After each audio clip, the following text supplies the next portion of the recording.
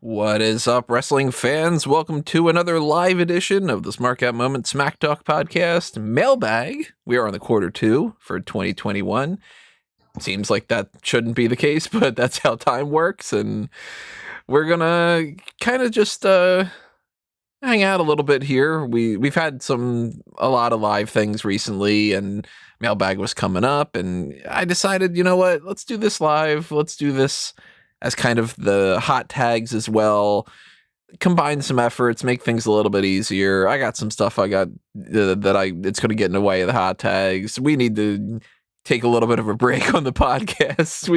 All that kind of stuff is factoring in. So it's 1 o'clock in the afternoon on Thursday. We don't normally record like this, but we're doing it. Why not?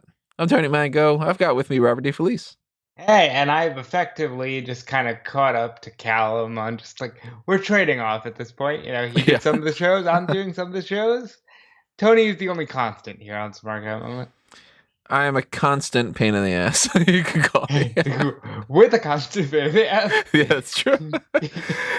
And I see that we got Guest 5 in the chat. What's up, Guest 5? And I'm assuming that not a whole lot of people are going to be popping up here. 1 o'clock in the afternoon is not a time that people normally would be able to join, but the alternative was going to be to do this on like Friday night, and cards on the table. I got my first shot of the COVID vaccine in the morning after that, and I'm not going to edit something at 3 in the morning and wake up at 6 in the morning and then do that kind of thing, Yeah. So I just went looking to see if I could get mine. They're all booked everywhere around here. It's very annoying. I want to get these shots over with.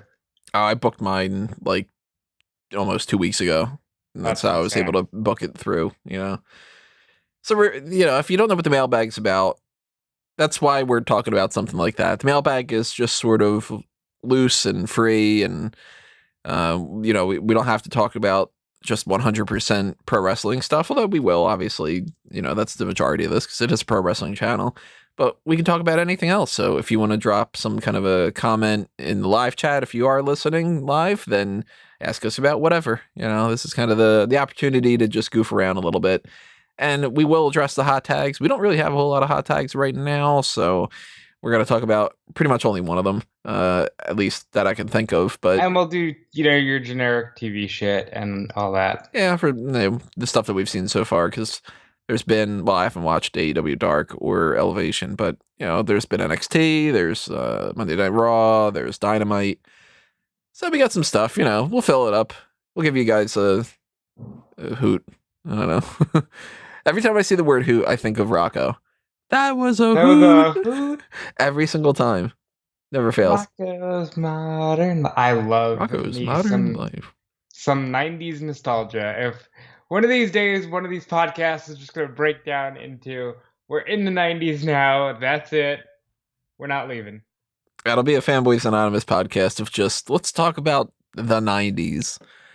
And that'll be fun. If you want more Fanboys content, let me know. Like, I really want to get more people that are on the Smark Out Moment side of things to hop on over to Fanboys. And I don't know what it is that, I know some people are just like, nah, I'm just into pro wrestling, which that's fine. But if you are into other stuff, then, let me know what you would be interested in. Because, maybe you're not necessarily into, say, the Batman stuff that we've done, or maybe you aren't a big fan of James Bond and you're not checking out the Review to Kill podcast, but that you would be super duper into discussion on just the 90s, or maybe you're like, man, if these guys could talk about Pogs, this would be the fucking best thing in the world, or like, remember Alf? He's back. Pogporn. Going on from the tournament earlier, best original logo of the Big Four. I'm thinking maybe that SummerSlam one that I was talking about. The SummerSlam 94 one? Yeah. I think that might be my favorite. I think as just a generic blueprint of any of the logos, I like you gotta go with like OG Wrestlemania 1. But as any of the variants are concerned, I like the Caesar's Palace themed WrestleMania. And I know. Look, I know. But like it's a lot of fun. It's a lot of fun. And for that matter, OG SummerSlam as well. Great logo. I've never liked a lot of the logos since. I thought the green and blue SummerSlam, like the generic S, was kind of cool. But like I don't like that one. the ones afterwards, like the ones that are just now, like the stars, like give me some flavor, give me some color, give me something unique, give me something fun. These don't feel fun. They feel very. I don't like minimalist design. I'll say that. I like. Listen, there's a lot to be said in minimalist when it comes to like furniture or minimalism when it comes to a lot of things. But when it comes to graphic design, I like kooky, over the top bullshit. To me, it's a 50-50 kind of thing. Like, I like the Olive Garden logo better without having that block behind it. You know what I mean? There's like Like that that. It's like a wooden rectangle plate with kind of. a thing. I don't like that, but I like the more minimalist kind of things. But I don't like it when companies decide, let's just type and that'll be it. Like I feel like I've brought this up maybe with you in the past, but the Pepsi logo, the pop out logo is much better than the flat minimalist design they have now. I just think it's cooler. I don't know. I don't like flat. Hey, aren't we so modern and corporate and bland? I'm gonna switch us over to my screen share, I think, so I can show everybody what we're talking about at the moment. Still getting the hang of some of these things. Okay, so I'm on Logopedia. See, I as far as these Pepsi logos go, it was originally Brad's drink. What? Just Brad's drink? What? Who the fuck's Brad? Caleb Bradham. That's weird. Yeah. See, I don't like it, don't like it, don't like it, don't like it, don't like it, don't like it. It's okay. That works for me. That's old school. It's, this is like what I grew up with for a good portion of that. That is a little like it's unnecessary that you've got this kind of thing going on, but whatever this little circle thing is all about, it just became iconic enough that that's all you need. And I don't like the little twist that they did. They didn't need to change that. But if you took this and just made it flat and put it down next to this, I'm cool with it.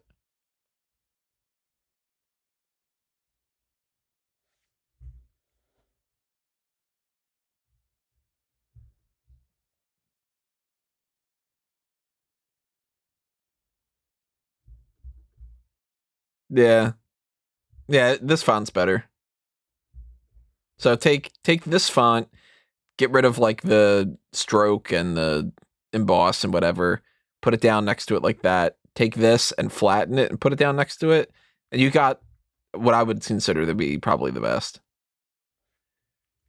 Go with like a Survivor series here. Uh so like I think that like this is okay. That's very Thanksgiving-y. So that's okay. It's not the prettiest logo, but I hate, where is it on here? When they do things like oh, I don't see it on here. Maybe they don't have all the logos. You're a Logopedia. Why do you not have all the logos? Well, even this one, for instance, that's just words. There's nothing to it. This is a mess. That's not good. Yeah, that just looks like it's like Toxic Avenger or something. This is cool though. The one. Yeah, I like that. That's cool.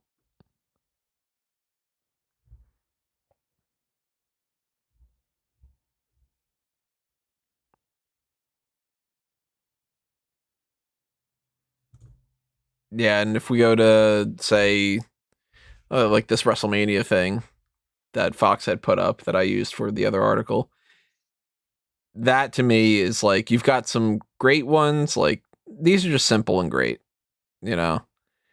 But I am not a fan of, say, like WrestleMania 21 with the big 2-in-1. That's just like kind of bulging out.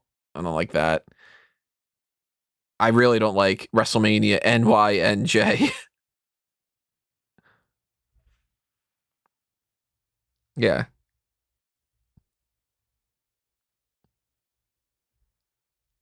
Mm.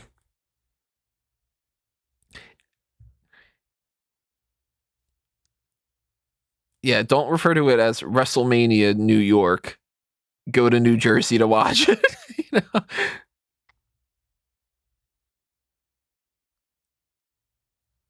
Mm.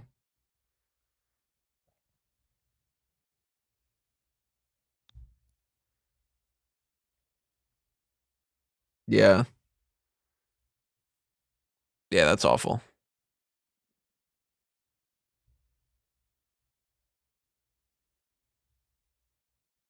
The play button, if you replace the play button with, gotta move this from my screen. Uh, if you replace the play button itself with the number 31, I think that that's like practically perfect.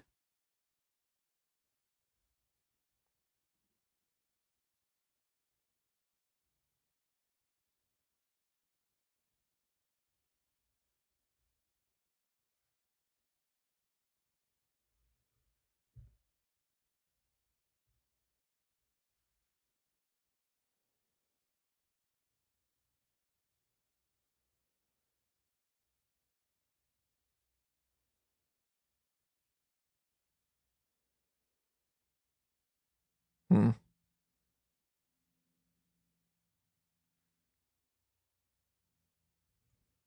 Yeah, it's there's a lot of hits and misses going on.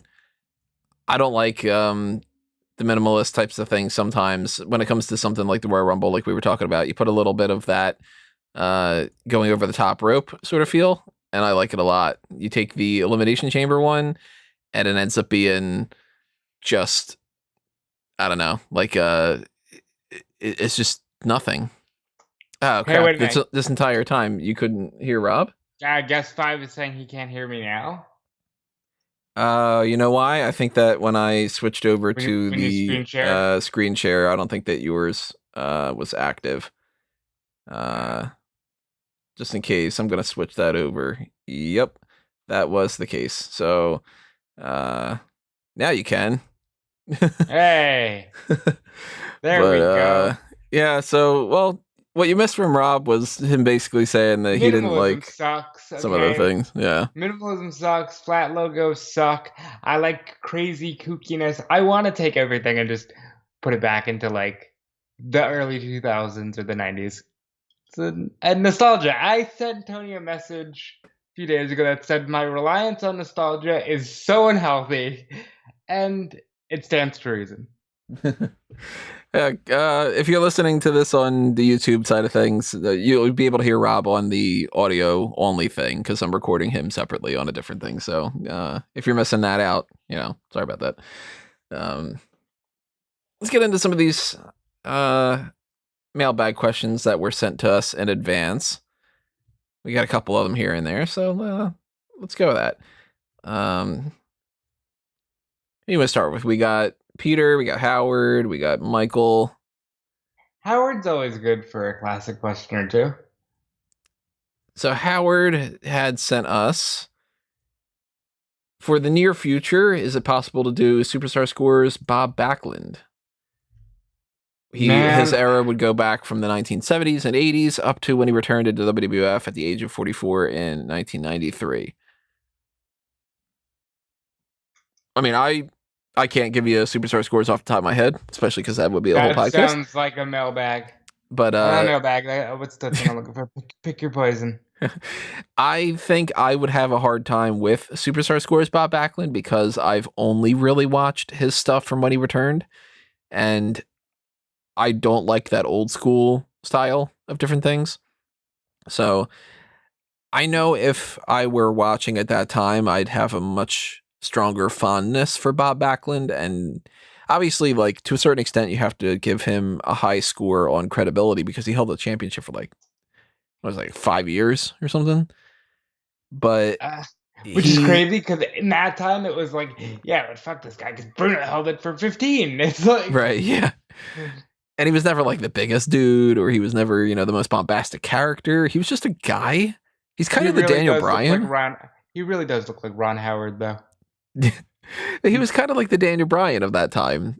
He's just like this scrappy kind of little guy or whatever. And I don't know where I'd rank him. I know I wouldn't be able to rank him in like the 50s type of range, but I think he'd be kind of low just because I'm unfamiliar with a lot of his work. We can do it in the future, though. Pick your poison. Yeah, pick your poison, definitely. I think I'd rank him higher than you because I like Bob Backlund a lot. He's easy. He's the only guy probably there's like an easy 10 for public relations and backstage. he's dorky Bob. I think he was doing headstands at the Hall of Fame, wasn't he? Like, this man is freakishly in shape. He's also nuts. He's also nuts. We're all a little nuts, right? I think so. You want to get nuts? Let's get nuts. I can't smash anything. I don't have any vase next to me. Like a cashew or what kind of nuts guy are you? Brazilian nuts. Oh, why am I not surprised? And little did I know the first time that I would have had that, that I could just be like, oh, fiance. Love you, sweetie. Let's go to Howard's other questions we got here. Who would win in a battle of the 5 count match? Big E versus King Kong Bundy. So Bundy is like stocky, right? Like he's got size on Big E because he's a little taller, a little more wide. But Big E is freakishly strong. I think I'd have to go with Big E. I think I'd go Big E, even though I feel like there's part of me that should root for the local guy. I mentioned this before. King Kong Bundy is the brother of one of my old gym teachers. So I feel like I could realistically buy you randomly bumping into King Kong Bundy in like the corner store or something. I don't know where he used to live before he passed away, but I mean, he's from my area. Like he's either from my town or he's from one of the towns around me. So he like, I mean, like I said, like, Mr. Pally's is like, oh, okay. Yeah. Mr. Pally's. Yeah. I had him all the time. And I had another Pally. Like it's a group of brothers that were all like, one of them was, this teacher, and one of them's in this part of the school system. And one of them, I think, runs like a car dealership around here or something, like it's just kind of one of those things. The Pallies, so lots of wrestlers were teachers. Wasn't like Axe a teacher as well? Like that for some reason they tend to like to teach, which I find a little strange. Honky Tonk Man, a teacher, a gym teacher. Rick Martel. Or is it? Wait, no, Tito. Isn't Tito a barber? No, I think Tito's like a vice principal or something, isn't he? Really? I didn't know that. Let's look this up. Tito Santana, teacher. Or maybe he's like a Spanish teacher or something. He teaches, or at least back in 2017, he taught middle school Spanish. That's so wild. But the thing is, like, he's kind of older, so nobody would know. If I had Tito Santana as a teacher, I would never not be like, so tell me all the stories about working with Savage and like. You know what I would do? Mr. Steamboat? Yeah. Just to reference that joke. Tito. I like Tito. Another question from Howard. Also, if you had a choice from a hot woman to take a wrestling move in the corner of a ring, the Bronco Buster or the Stink Face?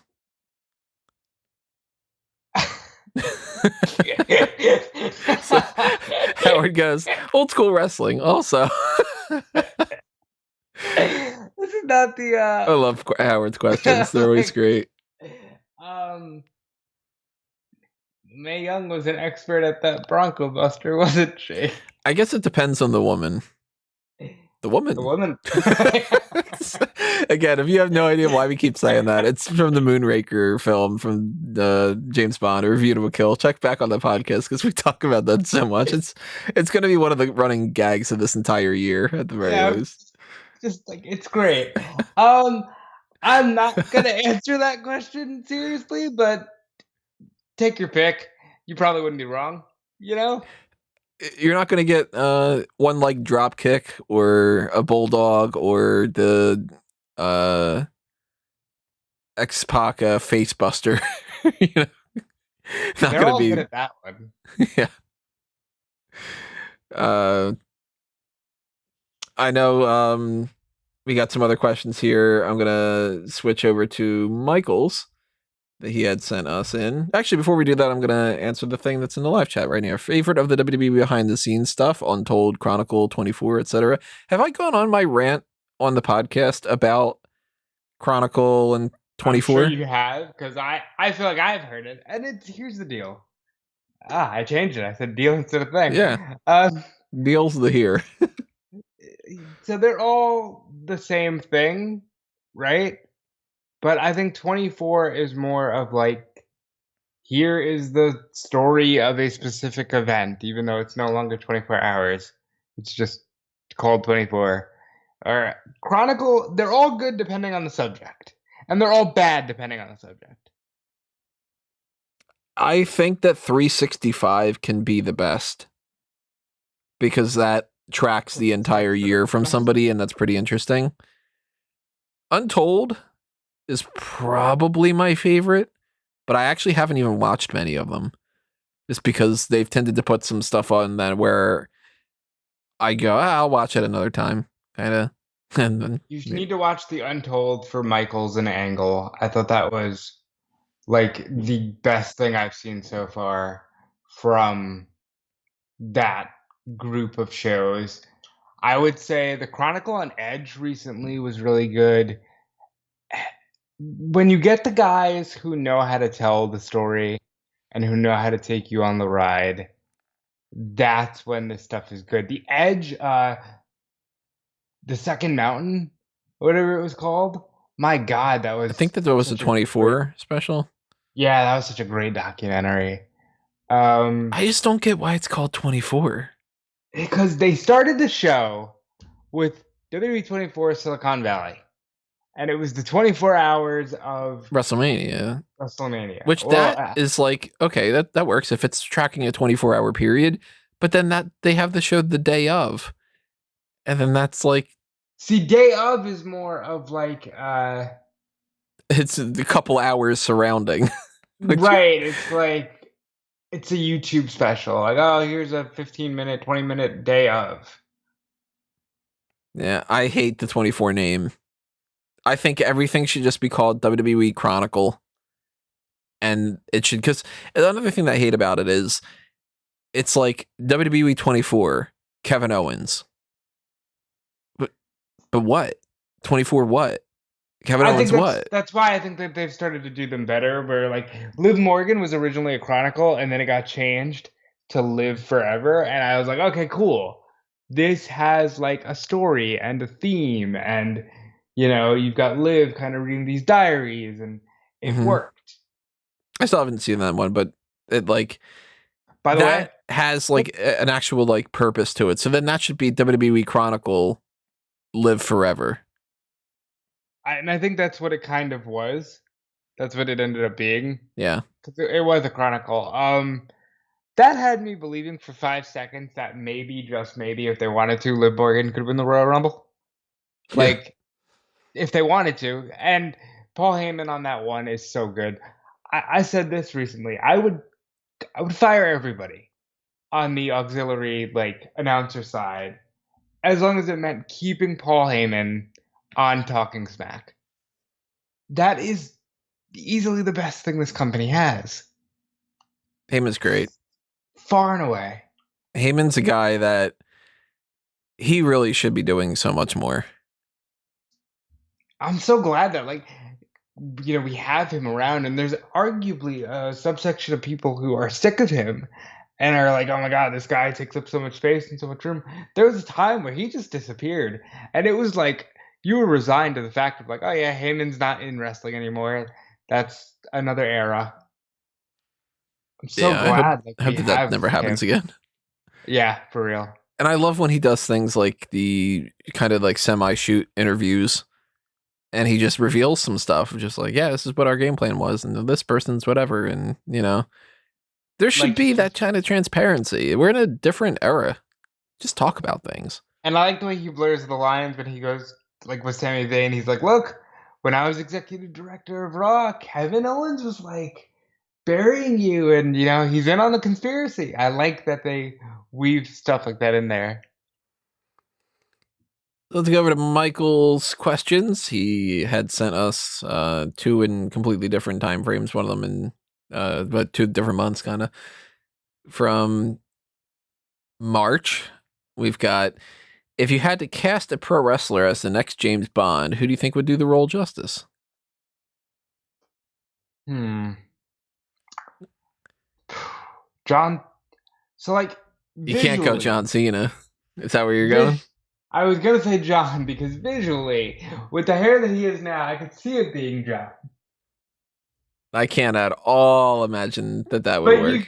you can't imagine it because you're not thinking of him saying, Bond, James Bond. You're thinking of him being like, and I'll never give up, and I'll Yeah. never quit. But I could see him being. Listen, if you watch Total Bellas, and I know you didn't, John, I could see John, real life John, probably parlaying into a James Bond kind of deal.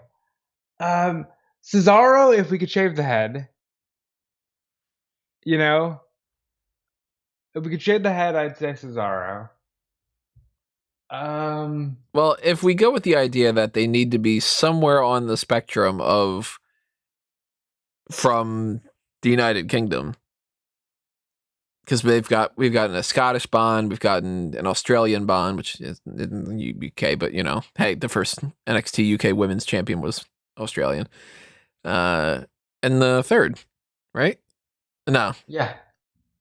wait, the second, third, Uh, wait, do you think you're talking about Tony? yeah, Second. second, yeah, okay. I'm like, wait, was there anybody between those two? Yeah, isn't that kind of weird? First two are Australian. Well, yeah, but listen, they just want it to be NXT from the United Kingdom region. They just Yeah. want it to be not North American. NXT, not North America. So if I'm looking at the NXT UK roster, I'm ruling out A Kid. I'm ruling out. Actually, I wouldn't rule out A Kid if you throw in the idea of what if it's a prequel, and this is when he's in the military or something. He's a little smaller, but uh, ooh, maybe Noam Dar. He's got to bulk up though. So far, out of the ones I'm looking at, that one might be my pick. Um, Because I wouldn't go like Marthel though. Marcel Barthel. He's got to be a villain. No, He's who just too has to be good. a villain is Dragunov. Okay, Dragunov is the guy who goes crazy and has a great fight scene with Bond on a train. He's like the Necros. I mean, it wouldn't make sense for it to be like a Saxon Huxley. I wouldn't go like Wolfgang by any means. They need to update this roster page, by the way. Why? I'm looking at the one on .com. They still got Pete Dunne. They don't have Nathan Frazier, Ben Carter. They don't have Satomura. They don't have any of the new signings. It's just lucky that they put the title pictures on the Fabio twins. You know what roster page does have the latest signings? SmarkOutMoment.com. SmartOutMoment.com. I have got it updated to the point where it even says Nathan Fraser, formerly known as Ben Carter, Rohan Raja, aka Tony Gill, aka Gursinder Singh, Shah Samuels, debuted as Ed Harvey, Teoman, formerly known as, etc., etc. Teoman would be a good villain. I still don't know if he's a heel or a babyface. He's a heel. I'm leaning more towards that, but he I started got off. heel vibes from his promos. The first promo was like, "Hey, I'm here to like provide for my family," so that Isn't throws it me weird off. that like I naturally see that and go, "Oh, you're probably a villain." Oh, if we're going with like who's the best looking that could be like a charmer, I mean, there's Pretty Deadly. They need to be henchmen that can like They could be their like whole Mishka and deal. Grishka. Yeah, for real. This one's pretty and this one's deadly. I think I'd go maybe if he could grow the hair out, maybe Fabian Eichner. Well, we've got Wait, he's German, isn't he? I don't think you could have a yeah. German James Bond. No, never mind. Yeah, We've Noam got Dar's my pick. again, if he can bulk out or gain some size, Tyler Bate. He could be a smooth talker. Who do you think would be the best Bond girl out of the WWE roster? Out of the entire WWE roster, not like out of just NXT UK. Yeah, because I mean, the Bond girls could be from anywhere. Like, I can't imagine Zy Brookside. She's just too, like, cute and tiny. Charlotte Flair comes to mind. She would be very good in that role. I would not sign off on that. No? Not at all. She'd actually Not be pretty even- low on my list, I think. Not even as like a femme fatale. I don't think she could pull that off. I think that the way that her promos go, like this past one on Monday, I wouldn't buy it. Okay, I would probably say Peyton Royce or Mandy Rose. Looking at this roster right now, I'm thinking Vanessa Bourne, maybe. She's good. Maybe we've never had something like a Shotzi with like the tattoos and different things. Not to mean that they couldn't do it. I don't think it fits the Bond right style. Maurice would be a wow. Oh, Maurice would be, yeah, that's a good one. She would definitely be a femme fatale. She'd be like a Fiona. Yeah, actually that might be my number one right now. I could see maybe Io. Io would be good because she could be like an agent over from Japan that's got this like edge to her, and kind of like you mix a little bit of Aki with a little bit of Wei Lin from Tomorrow Never Dies, which we haven't gotten to yet on the podcast, but I could see, man, Io is standing out to me now. You mentioned Maurice. Maurice is probably the best option, but Maurice is the one that they would go with, and then have Nikki Vander's old other. You know, like, just to keep it going, yeah. If you wanted to have like one of the heavies, like a henchwoman or something like that, they could always cast like a Tamina as just like a brute, because she could probably pull that off. she'd be great in that role. Bond talk. If you want more A Review to a Kill, check it out. Now I'm like, I'd like to see it. I'd like to see WWE dive into the Bond world. Although I do think Cena would probably be their go-to. You know how like they keep trying to get like a Mel Gibson or like they could probably get John. I'd sign off on that. In the chat, Dragunov as a villain with Isla Dawn as a henchwoman. Dragunov has to be the henchman. He's the psycho henchman. The main villain, like an Eddie Dennis. McGinnis. He just does magic tricks. Another question from Michael was, if you were a WWE executive and tasked with having to drop the first or last names of 2 or 3 superstars, male or female, who would you choose? And of course, I just clicked out of my roster page, so I'm going to bring that back up. I of course hate the whole, we just got to go with Cedric instead of Cedric Alexander type of thing. But there's some people that I think you could get away with. And if I had to drop a surname from somebody or a first name, the first thing that comes to my mind is Braun Strowman. He's just Strowman. Or just Braun. The first name that came to my mind is drop the Tommaso, keep Ciampa. Yeah, that one could work. Imagine if they did that with Damian Priest, and he's just Priest. Either way you do that, or it would be bad. Imagine he's just Dexter. He's not Dexter Loomis. He's just Dexter. Keith Lee is just Keith. Bronson Reed, I could see being just Reed is coming, like Godzilla or something. I never would have said Matt Riddle. Never. That's for sure. Especially because his last name is Riddle. Like, yeah, just the Riddler kind of thing. I think it was a mistake to do that with Tucker. Yeah, lots of things were a mistake with Tucker. Maybe they could get away with doing it with Jackson Riker could just be Riker, and I'd be all right with it. Yeah, Riker wouldn't be that bad. That might be like option number 2. They did it with Reginald. Reginald is supposed to be Reginald Thomas. Wasn't his name Thomas? No, it was Akeem Young before he was Reginald. Wasn't his name Tommy? Didn't she call him Tommy at first? Oh, that's right. She did call him something else. It might have been Tommy. She being Carmella. Pronouns, pal. Speaking of names, now I didn't get to sit here and talk to you about the Nigerian drum fight. Let's talk about Babatunde / Dabakato / gotta be Commander Aziz. Commodore Aziz. It seems like what they're going with, which is even weirder. Commodore Aziz. I did the thing. I swear to God, I wrote out Commander. I wrote Commander too. It seems like they might have been doing both because Commodore keeps popping up more.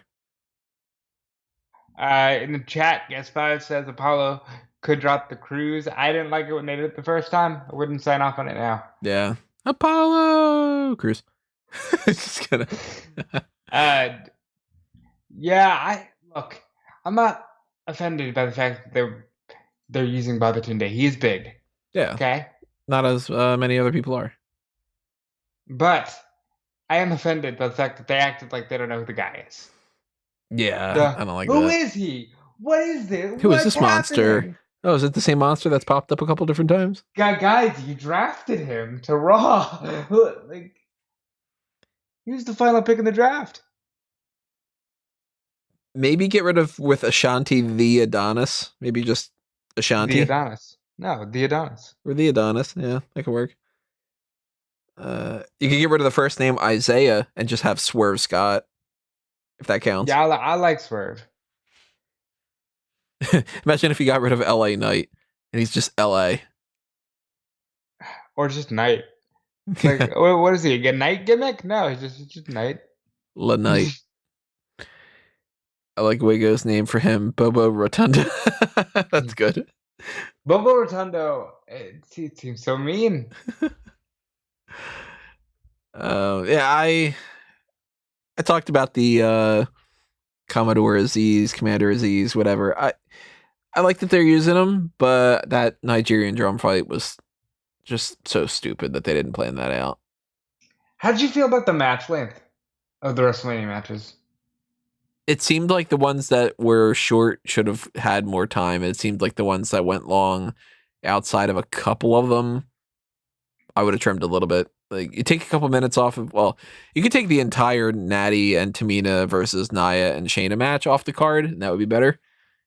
And then replace it with a better match and just kind of put Nia and Shayna over in the match on night 1 and kind of kill 2 birds with 1 stone kind of a thing. But Nigerian drum fight felt like it was quick.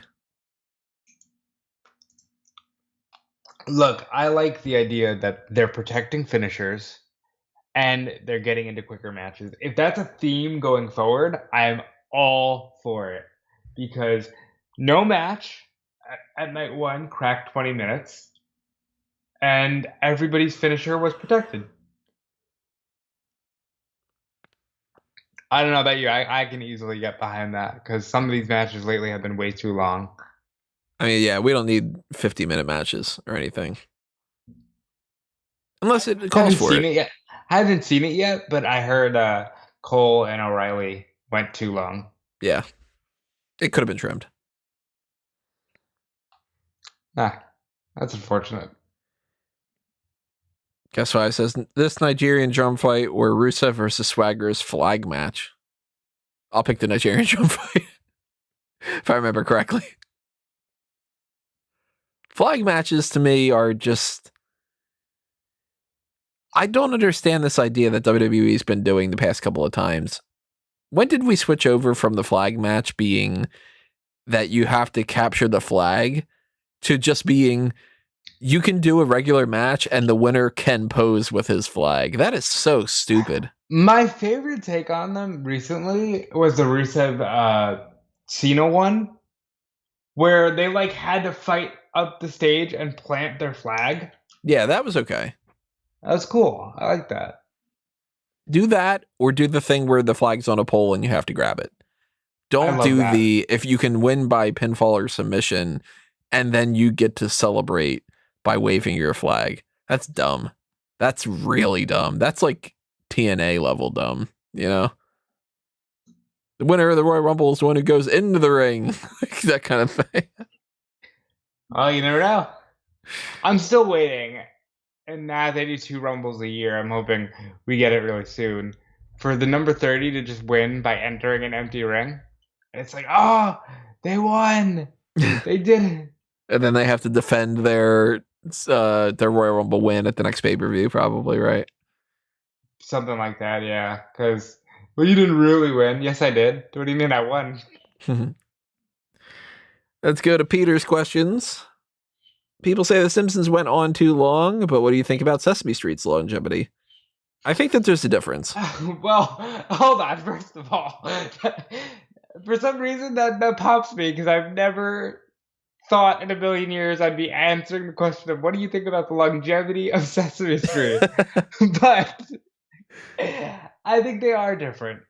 So with Sesame Street, while it definitely was a product of its time and hits better when it first started, because it felt like such a fresher, more revolutionary idea, you're always going to be able to adjust the show for the younger generation coming in. Mm-hmm. And there's no continuity either.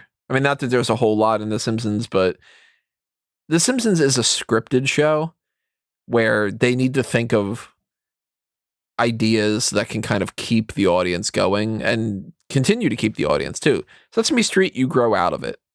And like you said, you can cater it to a new market. You can also cater it to the fact that when kids this is the way I was gonna say. This is a weird wording. I was gonna say when kids get refreshed. Like the idea of when the fucking refresh button on the child. When new kids are made, like that kind of thing. Every kid starts off with nothing. So you can always teach them the alphabet. And you can always teach them the numbers and colors and this is a lesson about sharing is nice. So you can do the same 20 episodes each year and you just becomes, like, yeah, like it's iconic. And occasionally they'll be like, okay, now we're doing an episode about divorce because we've noticed, more kids are dealing with this. Yeah, didn't they have like a little Muppet dude that had like hepatitis or something? Or there AIDS was something or like that. It was something like that. Cancer, maybe. AIDS one. They have an autistic one now. They have. That's good. Like, yeah. So you're teaching new kids new things. Depending on how they're doing it, I don't know how they're doing it. I'm assuming they're doing it in a way that's not offensive. They're doing it tastefully enough. Yeah. With The Simpsons, that show, there's a reason that the first 10 seasons are great. Because the show was created as a direct answer to television at the time, and it's counterculture at the time that then becomes so popular, it's now ingrained in the culture. And then when you try to tack that on with certain things like, PC culture, now you've got Hank Azaria, who I just read, like a little bit before we got on the show. He wants to forever apologize to every Indian in the country for ever having voiced Apu. And I feel like if the show just ends, we never need to deal with that. You know what I mean? Like if the show had just ended when it was on top, you could always just say, "Oh, it's a product of its time. Here you go." Kind of like Seinfeld. Yeah. Seinfeld is, nowadays people are going to consider some of these things offensive, but at the same time, they're going to look back and go, well, that was, 90s. Instead of The Simpsons being like, okay, well, now we're going to try to address this, we're going to do that. But I think it's more of a problem with it. It's just that they don't try. Or Yeah, actually, I'm sure that some of the writers try. And there's probably been some episodes that have been good since then. I haven't watched it in years. I tried. I'll say this. I think it's better than Family Guy. I haven't watched Family Guy in years either. Family Guy, I tried to watch. It's brutal. You lost me during the era where they were cutting away for half of the show for Conway Twitty. Because I'm like, you know what? This is getting past the point where it's funny and it's not coming around to being funny anymore. Again, not like South Park. Instead, it's just... you know what? I think that the thing... I've watched episodes since then, but the thing, even more so than the Conway Twitty, that got me to just be like, no, I'm not cool with this, was that Shiboopy song. Yeah, and you told me that recently, where I was just like, really? Shiboopy. Shiboopy was the one that got I thought you. it was... Like, I didn't think that there was any humorous part to it. So they were just singing a song, and I'm like, I get that you really like show tunes, but dude, this is a comedy. Shiboopy. Like, I thought that was so much of a waste of my time. And The Simpsons... It's kind of just played on those things now, and it's not great. Simpsons is like season 7, season 8, whatever, you pick season 5. They're in that time stretch. There's just joke after joke after joke after joke that are classic. Like I've said before, probably my favorite episode is the one with the alien. And that starts off absolutely amazing with the Leonard Nimoy. Hello, I'm Leonard Nimoy. The following story is true. And by true, I mean false. That's like, you're 2 seconds in and it's got a fucking classic line. They're all lies, but they're entertaining lies. And in the end, isn't that the real truth? The answer is no. Our story begins in a little town called Springfield. Like, God, that is amazing. And when I'm going to gush about The Simpsons for a while. And then when midway through the episode, it's just like, and Homer found the alien, and that's the end of it. Mr. Nimoy, there's still some time left in the show. Oh, would you excuse me? I just have to get something out of my car. And they do the thing that they used to do all the time, which was so good. The whole like, just immediately driving away. I don't think he's coming back. I'm Leonard Nimoy. Keep watching the skies. That show is amazing. That episode in particular is just... That's the one with the lie detector. Do you understand? Yes. And the thing explodes. Oh, God, it's so good. Whereas, like, you got to a point on The Simpsons where the whole episode was, hey, watch The Simpsons later on because Lady Gaga's going to be on it. And then the episode would be a bunch of bullshit. And then Lisa would be like, hey, you're Lady Gaga. And she'd be like, yes, I am. And I'm also a Transformer or something. And it's like, what's the joke here? Like, there's a really good one where it's the Tony Hawk episode. And I think at this point, I'm still young enough that it's still good. But it's so good. It's so good. Goes, yeah. No, it literally goes, I have to go to school now, Tony Hawk. Bye, Tony Hawk. Bart, you know Tony Hawk? That was Tony. Like, they literally just go, Tony Hawk, that's the episode. Okay, the end. Actually, that's the 300th episode. Yeah, I was disappointed in that episode. That might have been the last season that I actually watched, like, all the way through, if I remember correctly. Because that might have been the point where I was just like, if this is what we're doing for the 300th, then I'm out. I think they could have ended it with the movie, and it would have been fine. I didn't like the movie. But still, like, at least, hey, they got a movie. The end. How in the movie did they have a guy who's supposed to be Arnold Schwarzenegger as the president being voiced by the same actor who voices Rainier Wolfcastle, and not just make it that Rainier Wolfcastle is president. Why did they go like, let's do the exact same thing as Wolfcastle, but just say that it's Arnold Schwarzenegger? Wolfcastle's a parody of Schwarzenegger. That's the point. Do Wolfcastle. Like, that's a good point. I've never thought about that. That would be like one of those things I would have brought up in the pitch meeting. I would have been like, but guys, we already have this character. Let's just make it the character instead. And they had like the guy who's basically like a Hank Scorpio. Just bring Scorpio back. Scorpio is one of the best episodes. Scorpio is legitimately one of the best episodes.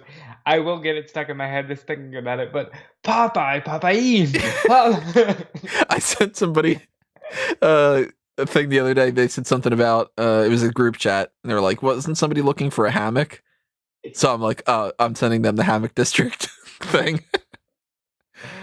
I love that. Sorry, episode. It's not in packets.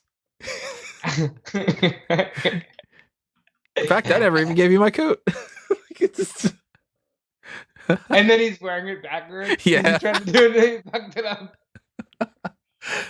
Nobody ever picks Italy. And quite frankly, it goes back to Bond. There you go. It's Bond parodies in that one, where he just kills Bond. And he's just calling him a jerk. Well, wouldn't you? Yeah. Like, oh man, that's in my top 5 favorite episodes. The Scorpio one. That's a really good one. It's obviously number 1. Frank Grimes. That's Frank in Grimes there. Monorail's in there. 22 short stories in Springfield. That is one of the absolute best. I will get lost once a week in steamed ham memes. Yeah. Because again, my reliance on nostalgia is dangerously unhealthy. It's sad when you can say things like, do they have Krusty's partially gelatinated non-dairy gum-based beverages? It's like, why do you remember that line, Tony? Why do you remember that my bratwurst has a first name, it's Fritz. My bratwurst has a second name, it's SCHNACKENPFEFFERHAUSEN. Why did I memorize that? I don't fucking know. Oh, God, I love it. So the next time that somebody asks me a WWE question and I go, wait, Toni Storm is the second NXT UK Women's Champion, right? Like, that'll be, yeah, but Fritz Schnackenpfefferhausen. Oh, God, because when things are good. When things are good things are good. Like I say to Caroline, I'm like, cute things are cute, good things are good. It's not that hard. It's easy. So Sesame Street and the long story of this answer. Long story short, Sesame Street is able to renew itself because it is something that just kind of, it's a learning tool more than it is like an entertainment type of thing where you need to keep creativity. I had completely forgotten that was the question. Another question from Peter. Some of my friends have made it with this wrestling world. What do you think of ROH's Will Farrah and New Japan's Chris Dixon? Will had my last match with me, and Chris gave me the name PD Nice. That's cool. I actually don't know. Dixon gave him the name PD Nice? Apparently so. I don't know who either of them are, so I can't. Well, I guess I'll take this one. Chris also just got in Ring of Honor. He's in one of the top factions now with Brody King and Homicide and all that. Will Farrah, he's pretty good talent. I like him. That's really cool. I did not know that. I shouldn't be surprised by that because it is a very small world, as you and I have talked about several times. That's pretty cool, Peter. I did not know that. Since you mentioned small world, sidetrack on this. Small world at Disney. Love it or hate it? I love the concept because it's iconic. I don't want to be on it, though. Okay, good. I thought you were going to say I love it, whatever. I was going to be like, oh, man, really? It's a small world. What's the Simpsons version of that? No, I'm thinking of that. The Duff beer for me, Duff beer for you. I'll have a Duff, you have one too. 2 eggs for me. If anybody doesn't know, did we talk about that on the podcast? Or was that like before or No, afterward? I don't think so. I don't know how many months ago this was. I was making eggs for dinner or whatever, and I had that song in my head, and I was like, 2 eggs for me, 2 eggs for you, kind of thing. And I just was like, 2 eggs for me, 2 eggs for you. I'll have some eggs. I'm surprised you remember that. I didn't think about that. And that stuck with me, actually. That's bad if that Yeah, stuck with you. really is. Oh, happy birthday, Frank. Cool you're hanging out with Hey, us for your Frankie, happy birthday. birthday. What's You know what else it is? It's the 1 year anniversary of everybody getting released. this is Black Wednesday? Yep. Well, Thursday, but Actually, that's the first time we ever did a live mailbag. Because we were live that day as we were like, oh, look, and more people. oh, wow. What's the big number, Frank, if you don't mind anybody knowing? Happy insert number. I'll say happy that in a bit. Good Lord, I hope it's not that young. I'm gonna feel like an old man in about 5 seconds, aren't I? 4. 18. That's a big one. That is a big one. Wow, I know. Jeez, welcome to the world of adulthood. It's terrible. Run. Yeah, that part in Billy Madison. Stay here. Stay as long as you can. Yeah. Yeah. So when you get to the point where you start having a good day when your back doesn't hurt when you get out of bed, Congrats on the birthday, man. Happy birthday. Yeah, thank you for riding with us this long, because I remember when it was like, Frankie's just a kid, but he shouldn't say these things. Well, nowadays when I see 20-something-year-olds and I'm like, this kid would, man, this kid, no, You just did that. I forget who we were talking about. Yeah, it was like a week or so ago. He's this kid, and you're like, he's got a good 10 years on you. He's a kid. Yeah, it was somebody in NXT, right? Yeah. Like a Jake Atlas or something. Like a 20. I remember learning Millie McKenzie's only 20. I was like, I feel old. How old's Brookside? She's like 19 or 20 or something, right? Like, yeah. She was 19. I think she's at least 19, if not 20 by now. I feel older and older every single day. But yeah, adulthood sucks, but welcome to it. Congratulations. Go vote. Oh, that's over now. Yeah, just vote for random elections. Well, you can't even say the vote for the Smark Madness tournament because that's over. Oh, well, we finished that up yesterday with the final round where you and I talked about several different crazy pay-per-views and how much we love King of the Ring, and I think we even booked like Queen of the Ring. Yeah, kind of. They need to do it. Would you go with Charlotte? Because I mean, she is the queen, and she's the type of person that they would want to just have. Well, if anybody's going to win, Charlotte's going to win because she wins everything. I would have went with Charlotte if they did this 5 years ago. Now I'd probably go with Peyton Royce because she needs something. I probably would still just go with Charlotte just to be like, let's do it. She's going to do everything. You might as well, No. She doesn't need it anymore. She's a 13-time world champion. Then again, though, if you make the argument she doesn't need it, is she the one that sets the tone? Where the next Queen of the Ring becomes, well, the only other King of the Ring was Charlotte Flair, kind of a thing. Right.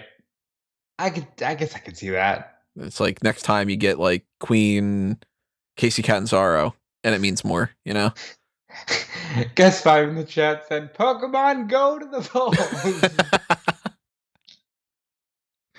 I caught a Magmar yesterday.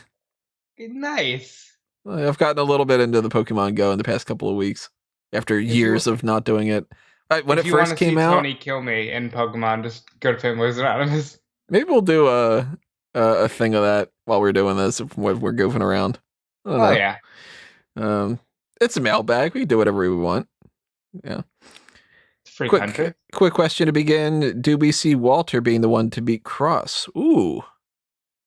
I'd sign off on that. I'd be okay with that, yeah. Kind of like unify the titles sort of scenario. I could fuck with that. Yeah, I'd get on board with that. Worlds Collide. that'd be cool. You don't even have to have the titles on the line either. You can just win. It's like an exhibition match. Clash of Champions. Yeah, Also how love about how we his name name is all music? caps. It's so stupid, but it works. Yeah, it's just Walter. Walter. Same as the Undisputed Era. Although Bleacher Report Yeah. doesn't like when we do that. It's like, no, don't capitalize it. All that's dumb, kind of a thing. And I'm like, I want to. I like it. Yeah. We have a question about Walter from Peter. Do you know if Well, Kaylee Ray would like to be like Walter and work in America and UK? I don't think she said anything about that, has she? she was in the War Games, wasn't she? Oh yeah, she was. Yeah, so she's probably more up to for it. So bear with me here. I think somebody just got released. Really? Did we just jinx it with the whole talk about Black Wednesday? Billy? No, not Billy Kay. Really? Hold on. Because Mickey James Got released? Hold on. Let me pull up Twitter because this just hit, so it's like, what the fuck? Billy Kay! Billy Kay and Mickey James. What the fuck? No. Oh man.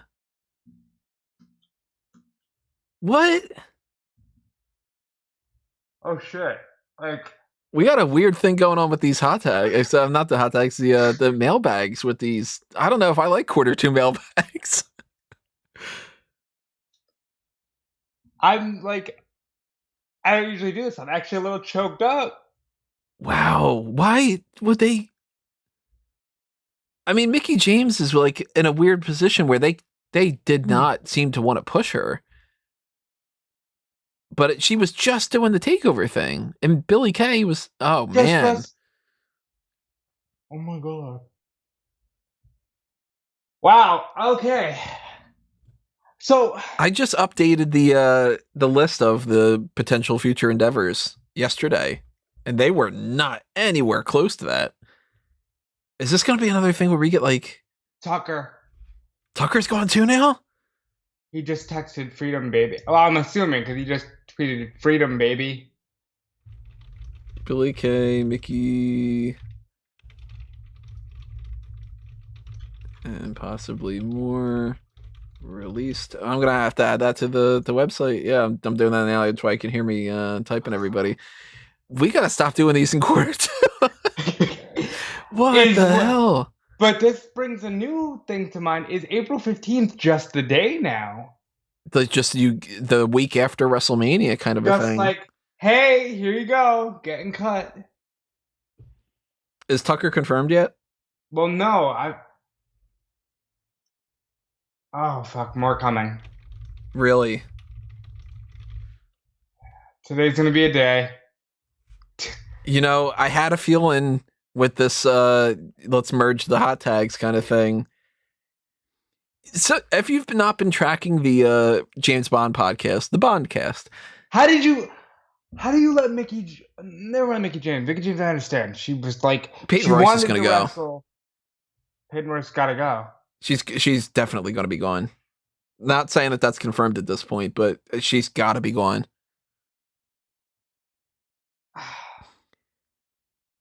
Yeah, guess what I said. Well, you said you had no hot tags. Oh man. If you've not been checking the James Bond podcast, we've had bad luck where 4 times that we've done like around an episode, somebody has died. And I'm getting a bad feeling about the way that is too.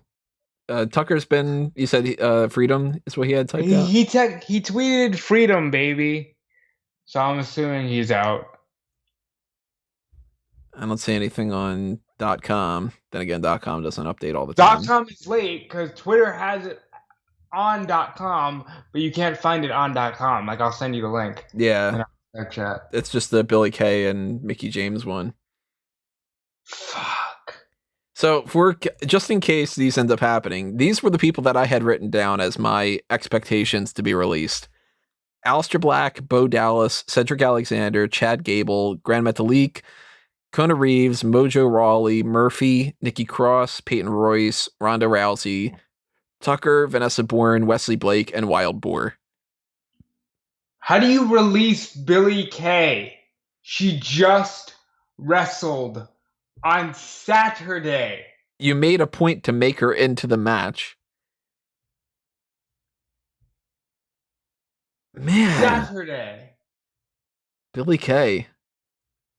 I want to know, I'm assuming Mickey got released because she's like, look, if you're not going to use me, I'm gone. Billie?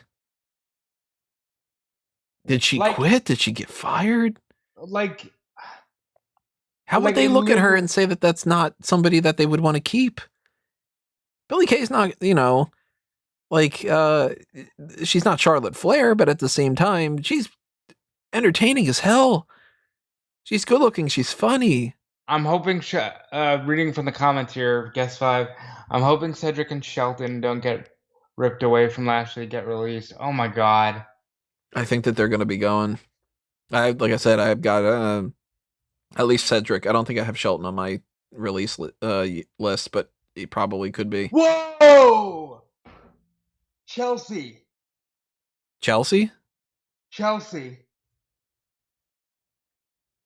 I can kind of see that one.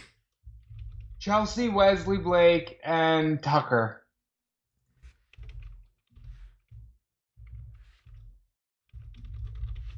Wesley Blake was another one on my list. Oh, man. We said something about him earlier today, too.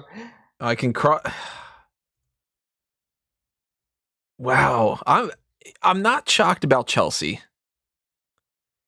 I'm not shocked about Wesley Blake. I'm not overall shocked about Tucker. In the grand scheme of things, I'm not shocked about Mickey, but holy shit. How do you perpetually not use Mickie James? She is one of the best that they've ever had. She is gorgeous. She could be used to put people over and she could have been a world champion at any time. Ah, fuck me, man. And Billie Kay is a real shocker to me. I thought if anything, it would have been Peyton Royce. Although, the way that we're doing this, if that's just coming along. Bro. Wow. This sounds awful to say, and I don't mean this in the context I'm sure some people are going to take it. At least this is happening when we're recording. Well, yeah, because at least we can just... Obviously, I don't wish that any of this would have happened because I don't wish anybody to lose their jobs, especially people that I like. I'm adjusting the roster page now. We're doing this, and my heart is broken, Tony. Billie Kay. What?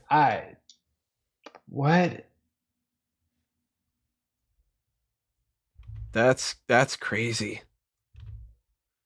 I mean, Chelsea. Listen, Wesley Blake and Tucker. At that point, it's freedom for them, Yeah, because they're not going to be going anywhere and doing anything. At most, Blake would have been put back down in NXT, and he would have been a jobber in there. Tucker, same kind of deal. He wasn't going to be getting any push. If Otis couldn't have gotten a push, Tucker wasn't going to.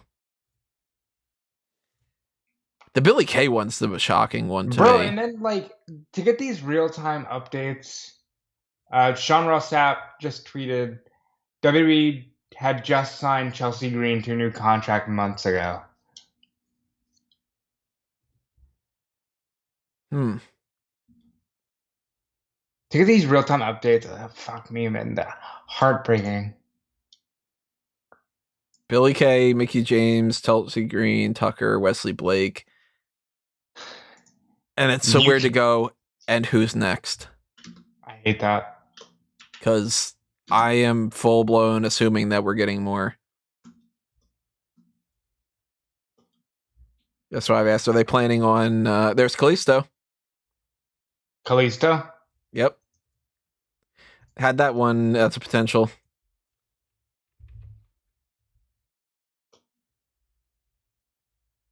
They're just going to get rid of tons of people. This is going to be another Black Wednesday. On a Thursday. This is going to be Black Thursday. We had just said it, too. Yeah, you jinxed him. Oh God. Kalisto just cut a promo the other day about how next year at WrestleMania he's going to make sure that he's there, and yeah. I mean that's got to mean that Grand Metalik gone. There's no confirmation about that right now. Well, no, there's Lindsay too. Lindsay's probably going to be gone too. But Lindsay, Grand Metalik was tweeting out, "Where should I go?" Lindsay wasn't doing that, so maybe Lindsay does want to stick. But then that might just be, well, who cares if you want to do that if they want to fire you, you know? Yeah.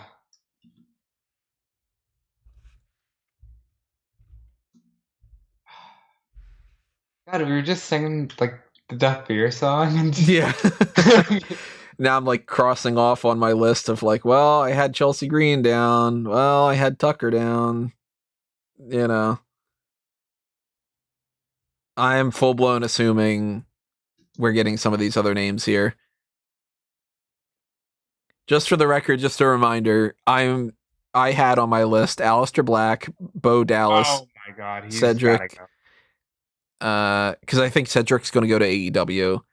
And to be clear, just so because you're hearing me say, "Oh my God, he's got to go," I'm not wishing for any of these people to lose their jobs. It's just like based off of the way that WWE releases people, that's a sound prediction. I'm sorry, but this has to be it for Velveteen Dream, right? I could see that being the case potentially. And it's like some of these people are people that we haven't seen in a long time. Like I put Mojo Rawley on the list. They've never really pushed Mojo. It seems like they got what they got out of the whole Gronk thing and then just pushed him aside again. I can see Mojo being one. Murphy's gotta be leaving because he seems, and he tweeted out the other day, "I'll see you soon" to Andrade. If we don't get Murphy released by the end of the day, I'll be utterly shocked. And if Billie Kay's gone, Peyton Royce, she's got to be leaving. She's frustrated. Her husband is in AEW. Peyton Royce has got to go. The iconic duo. Again, they don't own that one. Yeah, I don't think that's it. Maybe not. Or maybe they could be Iconics with 2 C's or something like that. No, I mean like they own the Iconics. They don't own the iconic duo. Right. They can be what is it? Cassie and Jesse McKay, the iconic duo. What was the other name that she went with? Because she wasn't Cassie the whole time. She was something else too, wasn't she? I thought maybe. Let's Google her. Pop it in the Google machine. Cassandra McIntosh. Casey Cassidy. That was the name. I like that. She'll probably be Casey Cassidy. I like that better than Peyton Royce, quite frankly. I hope she gets that role as Bond girl as she leads. Is it sad to be like, oh man, now if that happens, you can't root for her in the tournament or something, you know? My God, I just said they gotta update this roster. You didn't mean it that way. Yeah, I did not mean it that way. Speaking of that though, I'm gonna see if I can sneak into the alumna page and try to see if there's anybody that's removed. That's a good idea. On the fly, everybody. This can't be a regular thing. I don't want to have a third year where we're doing the Q2 mailbag and it's the time. Or do I have to plan around that? Is that going to be that type of thing where we got to do like, all right, well, remember in Q2 after WrestleMania, that'll be when people get released. Wow. Fuck. That sucks. Are they updating this on Twitter? Like, what are they doing? There's nothing new on Twitter. What's happening here? Like, this sucks. Frank asks, you think Kalisto would work with Phoenix and Pentagon? I'd want to see that. Billie Kay. Yeah, so far it's only those 5. Shout out to Sean saying pretty tone deaf to do this on the same day, 1 year later. Yeah. It's kind of... Is that just cut day? Like... The random Thursday after that, too. Dude, I just spent the entire year writing Wednesday, April 15, 2021. Now I'm going to have to write Thursday, April 15, 2021. It's like, come on. Like, I don't want to do this. Is there some kind of like a legal thing that the 15th would make the most sense? Maybe it's got something to do with like their reporting their earnings and stuff. I don't know. Yeah. As soon as we were saying that, Guess 5 says, is it a tax thing? It could be. It could be like, since that's the middle of the month, that's the last day before they would have to pay somebody for that extra time or something. I don't know. Or maybe that's when they sign a lot of contracts, is mid-month. And then that becomes like, or whatever, all in that kind of way. Yeah, so to keep a record of what's going on with that, actually, Steve Cutler was released last year, wasn't he? Not in 2021. No, you're thinking of Steve Cutler was released in January or February of this year. It just happened. Do I not have him on my release list? Steve Cutler released WWE. Let's see. Oh yeah, so I'm missing that on that list, so I'm gonna add him in there. Steve Cutler.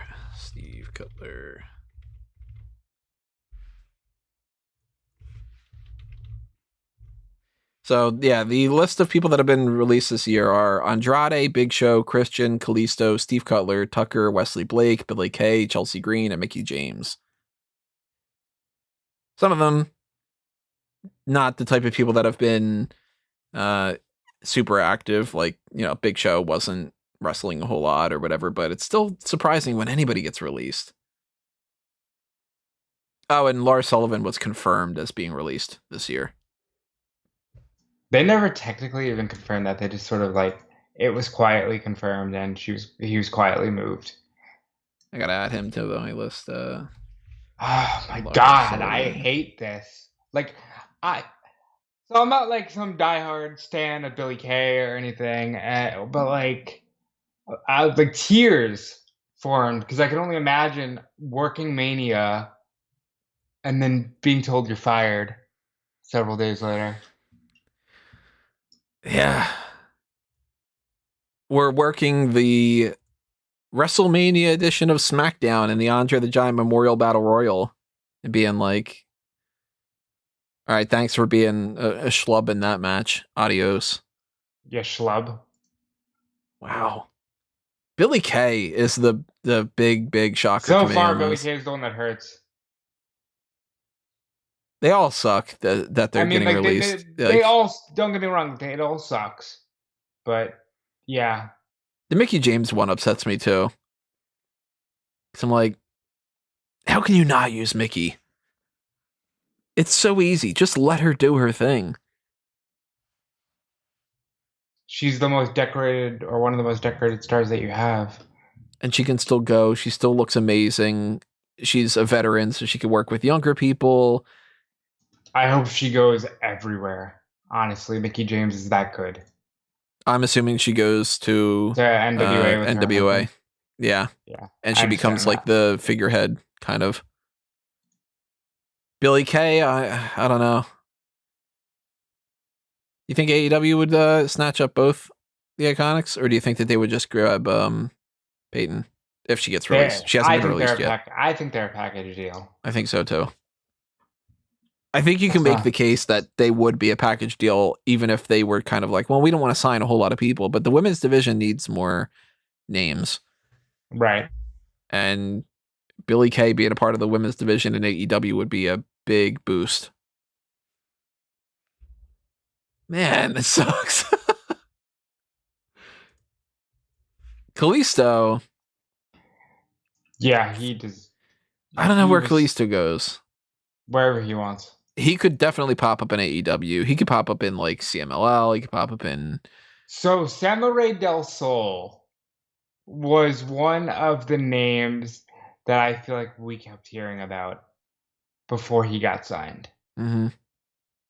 I think I might have even still been like in school when he was blowing up.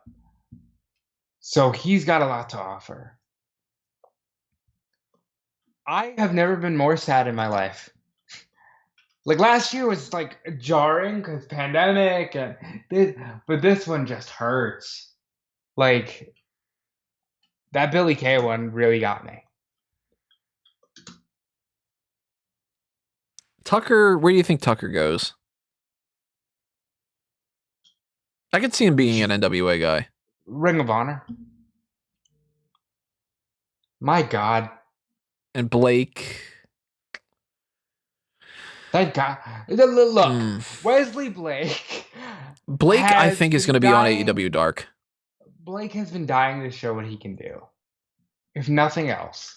I think Dusty Rhodes once said Blake would be a star. He said Blake and Becky Lynch would be a star.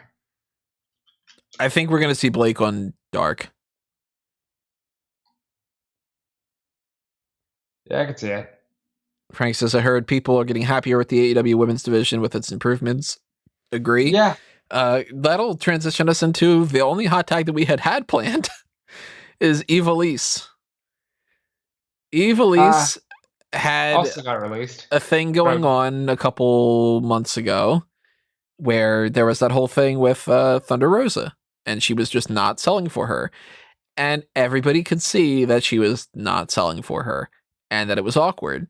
And then, of course, in typical fashion, and this is why you shouldn't believe these kind of things, everybody started going, it's so much ado about nothing. It's, whatever. Don't believe what you see and hear and, all that kind of nonsense. There's nothing to this. And we find out there's something to it. She has said today that Thunder Rosa is dragging her name through the mud. She had some kind of an argument with Jerry Lynn, right? Yep. And she says, Ivelisse claims that speaking up got her fired and that's what always happens. It doesn't seem like that to me from my perspective. It kind of seems like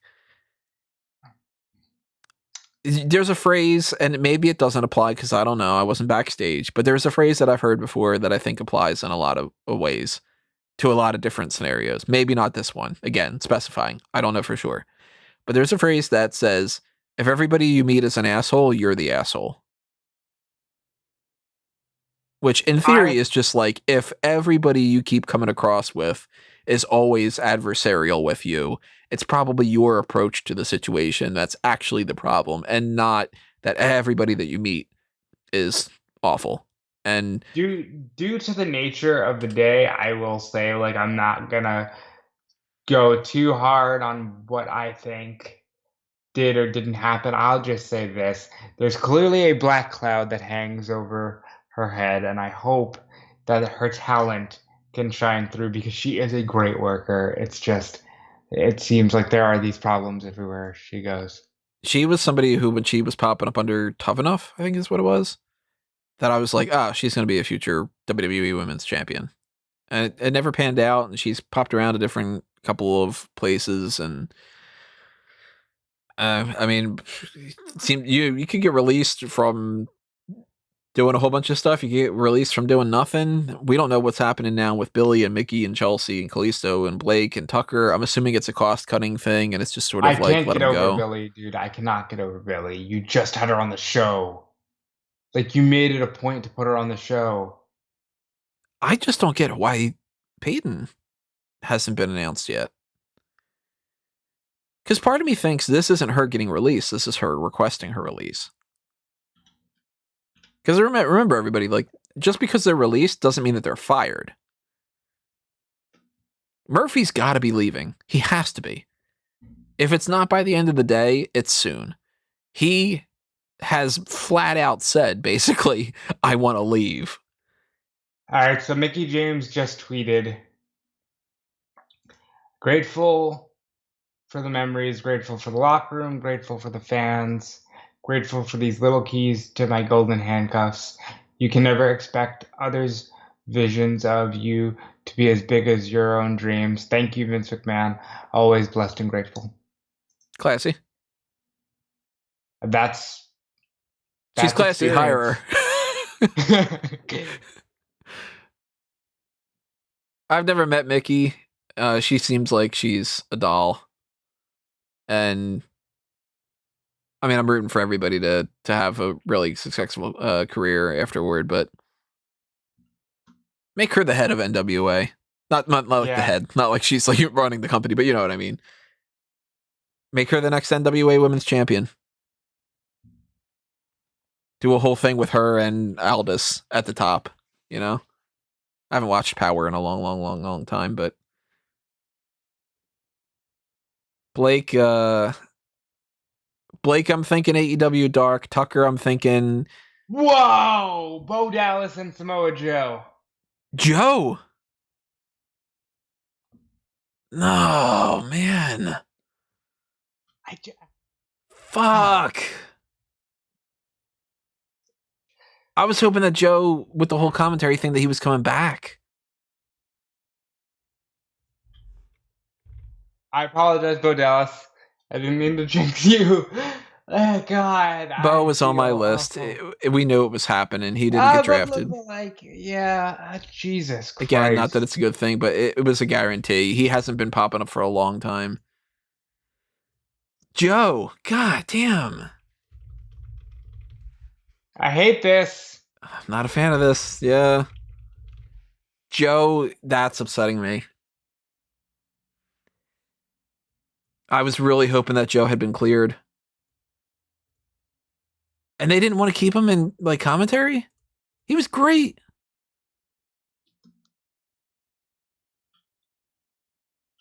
I hate this. Samoa Joe should have been a WWE World Heavyweight Champion. He definitely should have. Here I am trying to, on our podcast, we're both like doing a whole bunch of news things. Because now it seems like I don't want to get off the podcast either, because it's just like, we're here, let's just get our live reactions. This is not at all what was planned for this podcast. And if you're annoyed with hearing all the clicking noises, sorry everybody, but we apologize. Jesus, come on. Joe?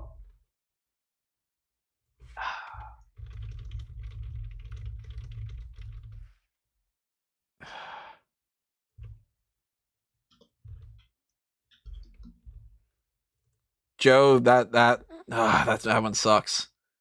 Yeah, I did not expect to hear Samoa Joe.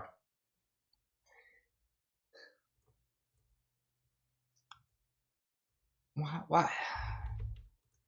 It's got to be some kind of like, we just blatantly cut everybody kind of a thing. It's got to be like a timing.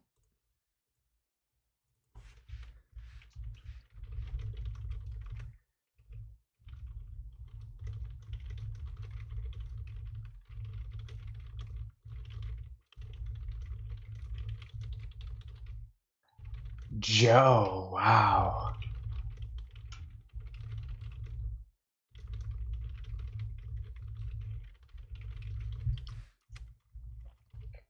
What's going on with Joe? Did he not get like cleared to compete, and then he said, you know what, fine, I'm just gonna leave, like Christian kind of a thing or something? Maybe, I don't know. I like, again, this was not what we had in mind today. This was like, we're starting around goofing around about the Simpsons and everything, and it's Bo Dallas, Billy Kay.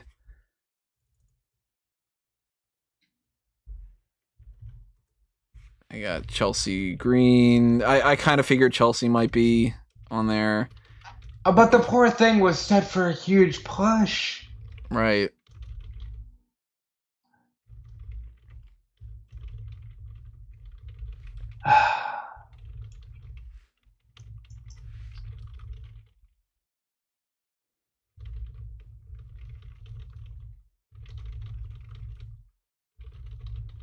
And everybody's literally just going, Joe?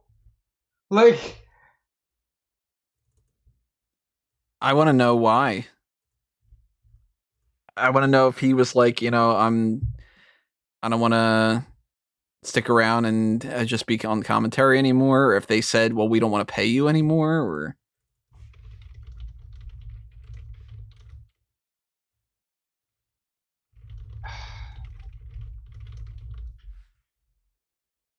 now I'd like, all bets are off in terms of, well, who do you think? Because I didn't think that the Joe thing was coming at all, yeah. I was thinking more so recently. I'm like, oh, he's probably a lifer at this point. Damn it. I want to point out something, and I do think that this person is a lifer, but the 24/7 championship was not on WrestleMania. I don't know where R-Truth. R-Truth was. I would cry. If that happens, that's the biggest shock. I can't imagine that happens. See, I see a comment here from an independent announcer. It says, relax, they release people every single year. But that's the thing. They had stopped for a long time. And yeah, maybe a lot of these people are happy with it. That doesn't Make it less shocking either. Like, I would never want to be fired. Would I love free time? Sure. I would never want to be fired. Kayla Braxton just tweeted. Heartbreaking day. I was going to say that Kayla get released.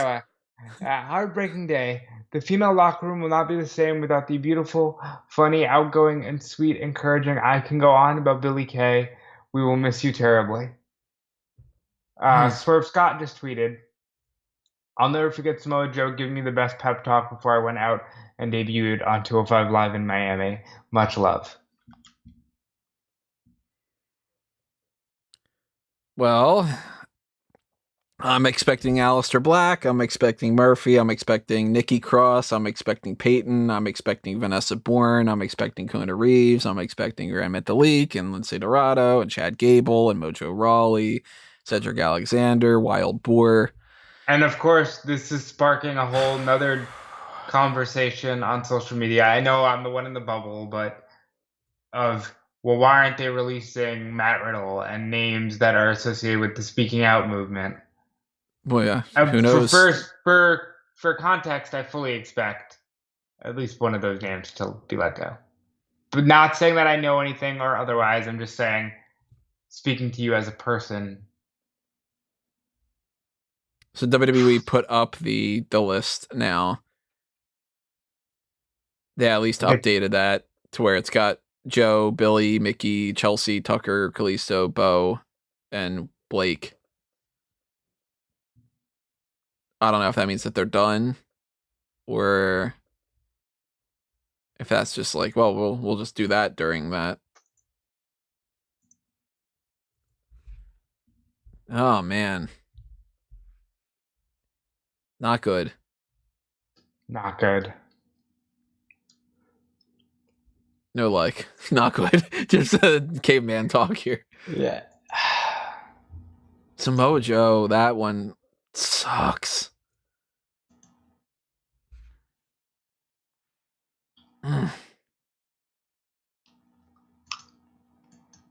Yeah, people are already commenting that they want to see Kalisto booked against Rey Fenix. Like Frankie said, Pentagon and Phoenix. Joe ain't gonna be hurting for work, says Pineapple Pete. So Sean says Laurinaitis is calling people and saying that it's budget cuts. Oh, they hired Johnny. Who is better in this role than John Laurinaitis? He literally, like, this is his thing. Hey kid, budget cuts. Budget cuts when you make a more of a profit. I never understood that. I hope Naomi's safe. I hope Naomi is safe. I don't know anything. Is that just pure getting worried about Naomi, or are you? Yeah, that's. Are you speculating? That's pure getting worried about Naomi.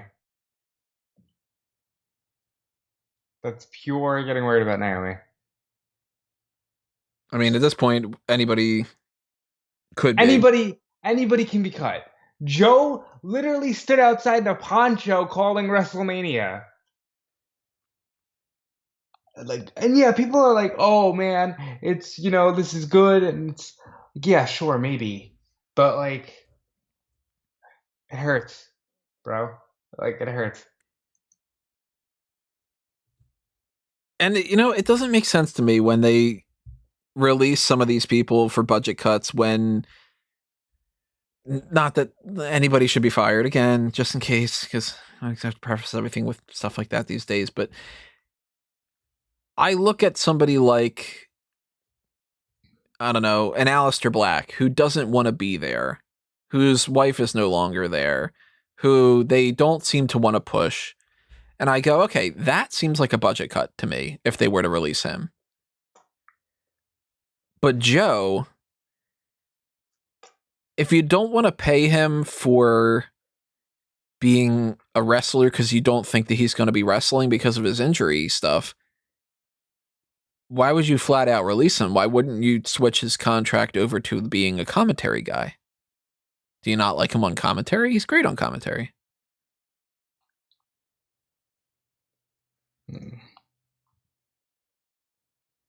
Huh.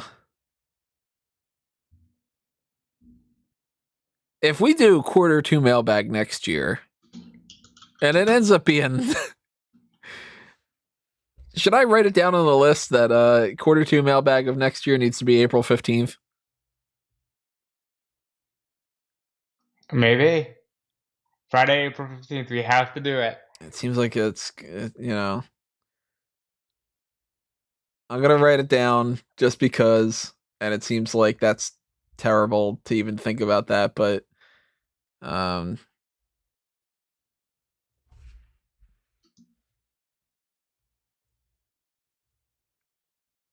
it's slowed down at least. Like, we don't see any other kind of things. Maybe they are done. I hope so. But then I'll be like, I hate it.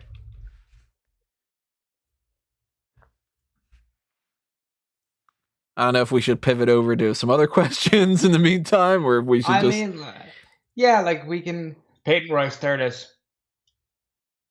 We got confirmation on Peyton? Peyton Royce. Speaking of whether or not we should, there goes Peyton. Saw that one coming.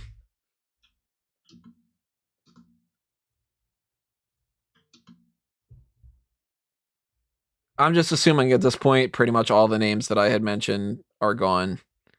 And then they're just going to get around to them. And then probably some that I didn't see coming, because clearly that's the case.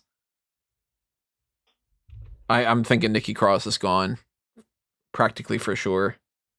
Oh, man.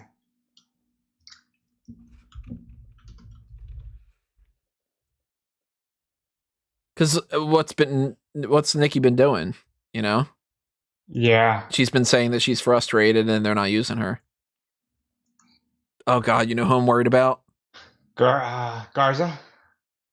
Oh, I didn't think about Garza. Garza is somebody to be worried about.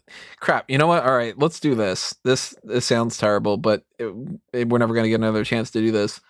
Let's go through this list of the roster and say whether or not we're worried about them right now. Let's do it. AJ Styles. In the background. No. Akira Tozawa. Yes. Angel Garza, yes. Yeah. Bobby Lashley, no.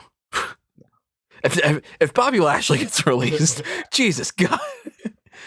Braun Strowman, I'm saying no. No.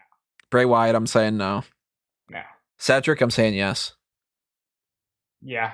Damian Priest, no. No. Drew Gulak, yes.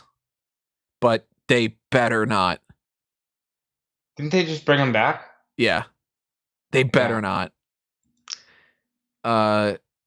McIntyre, no. No. Elias. Potential. Yeah.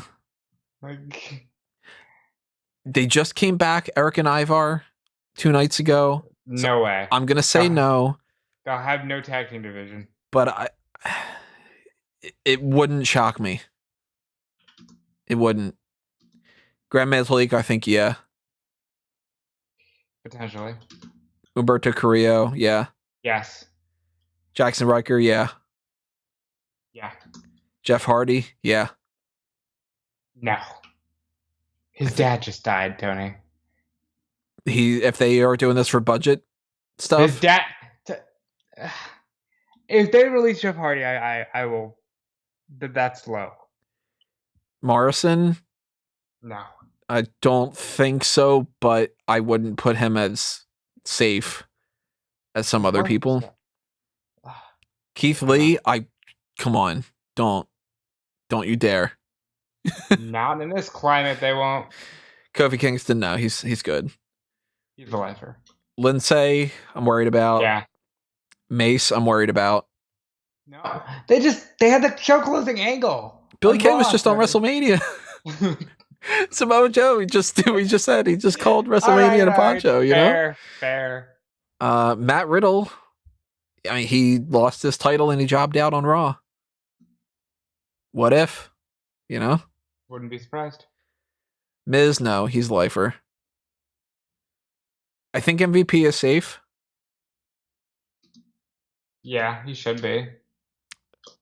Worried about Mustafa Ali. He's been tweeting, still not marketable, Mustafa Ali. I think Omos is safe. Well, they can't start cutting champions. Interim champions, yeah. Orton is safe. Orton's a lifer. Ricochet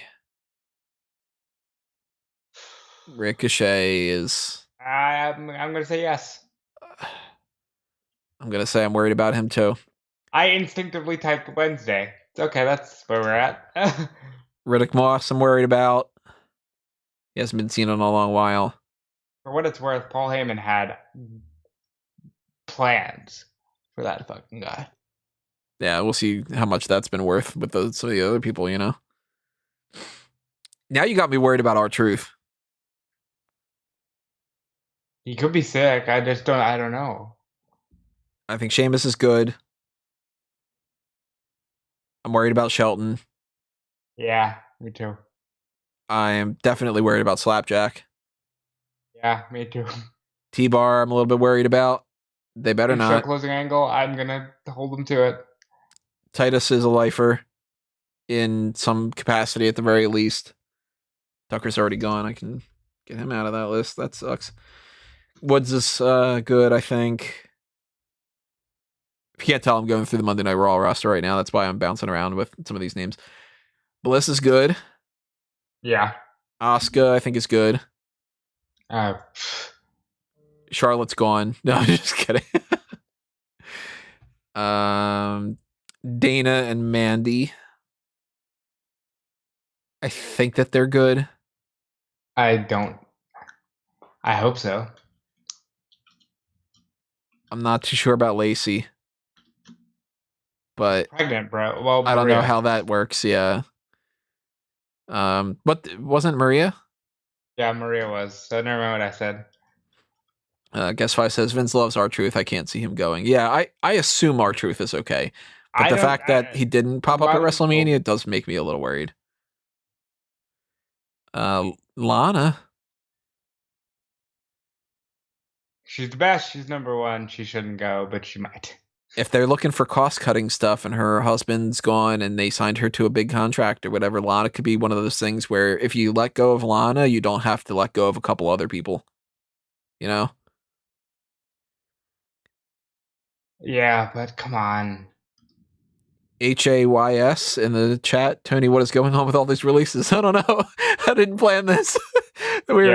We started off this podcast talking about the James Bond jokes and Duff beer for me, Duff beer for you, and now we're talking about people losing their jobs, and this feels horrendous. Again, oh man, gut punches. You're worried about Naomi? You're damn right I am. I don't know. Like I don't trust anything anymore. Hey, Callum. Callum says, "Holy crap! You guys picked a big day to do a live show." Yes, we did. Callum, if you're, are you listening, Callum? Yeah, he's. That's in the that was in the our group chat. I'm gonna try to see if he wants to hop on.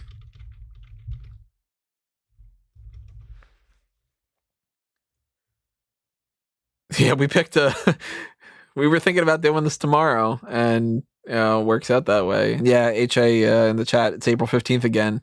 We're speculating earlier that maybe this is like a tax-related thing or a contract-related thing on the 15th, because that's a little bit too coincidental that it's the 15th too. Naya's good. Nikki, I'm worried about. I'm worried about Mia Yim. I shouldn't be, but I'm worried about Mia Yim. I'm not worried about Shayna. I'm not worried about Rhea. Well, you shouldn't be worried about Rhea. Again, I'm gonna say as a rule, the incumbent champions should be safe.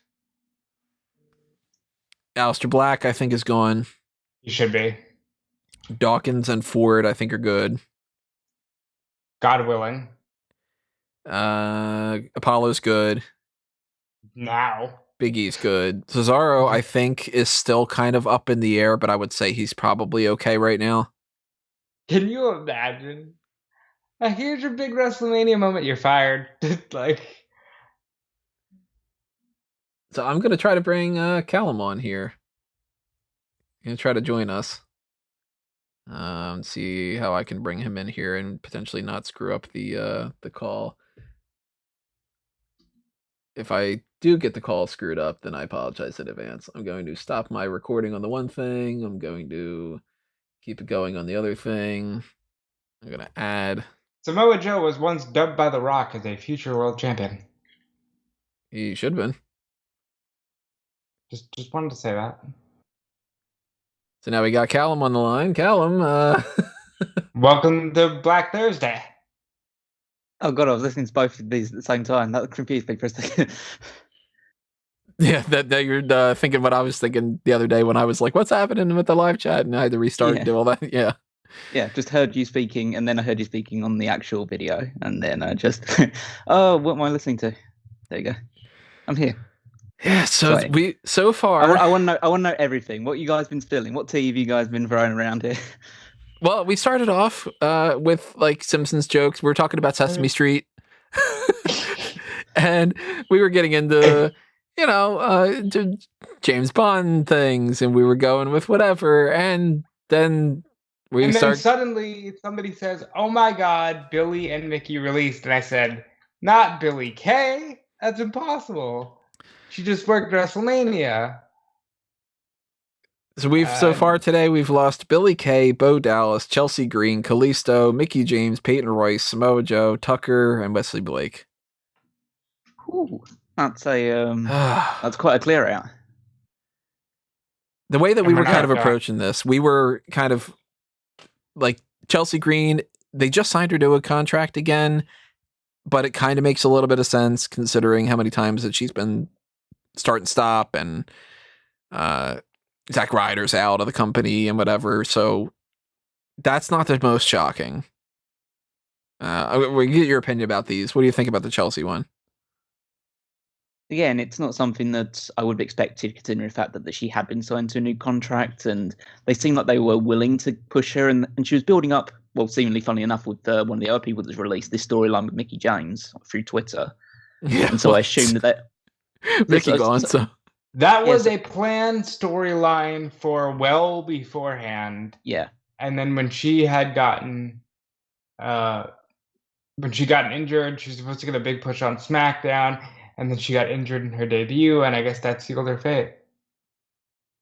So in part of me, obviously that makes it a little bit, I'd say, difficult to fathom, but it's like made it a bit unlikely considering the list of people that have come out being released. But I guess there's also the element of, well, she's engaged to Matt Cardona, so I guess there could be, and she's well known on the independent circuit as well, so I think there's plenty of places that she could end up going to if she wasn't entirely happy with the way that she was being treated in WWE. I mean, partly it's due to the injuries, but also she wasn't injured 100% of the time that she was there. Right. They could have used her when they had the opportunity to, and they just never got around to doing it. So in the case of Deonna, when she got released last year, because they were paired for a while, they were VXT, weren't they? Or something like that on the house show circuit? Yeah, I think so. I thought Deonna was, I remember even feeling like, oh, maybe she's like impatient, that she thought she was ready to go now, and clearly she's proven that she is ready to go now. And I just, like, I can't believe that everybody's just getting let go. I really thought Chelsea was going to have a good run. I don't know, man. We're not too shocked about Tucker. I mean, yeah, well, like it sounds mean, but there's some of these names that are just what they are, you know? You see what he tweeted? Freedom. Well, after that, he says he's looking forward to telling his story. I want to hear God, it. I can't imagine what they've been through with it. Because remember, Otis and Tucker were hot. Yeah. Yeah. They're one of those teams where it's like, how did they not win the tag titles?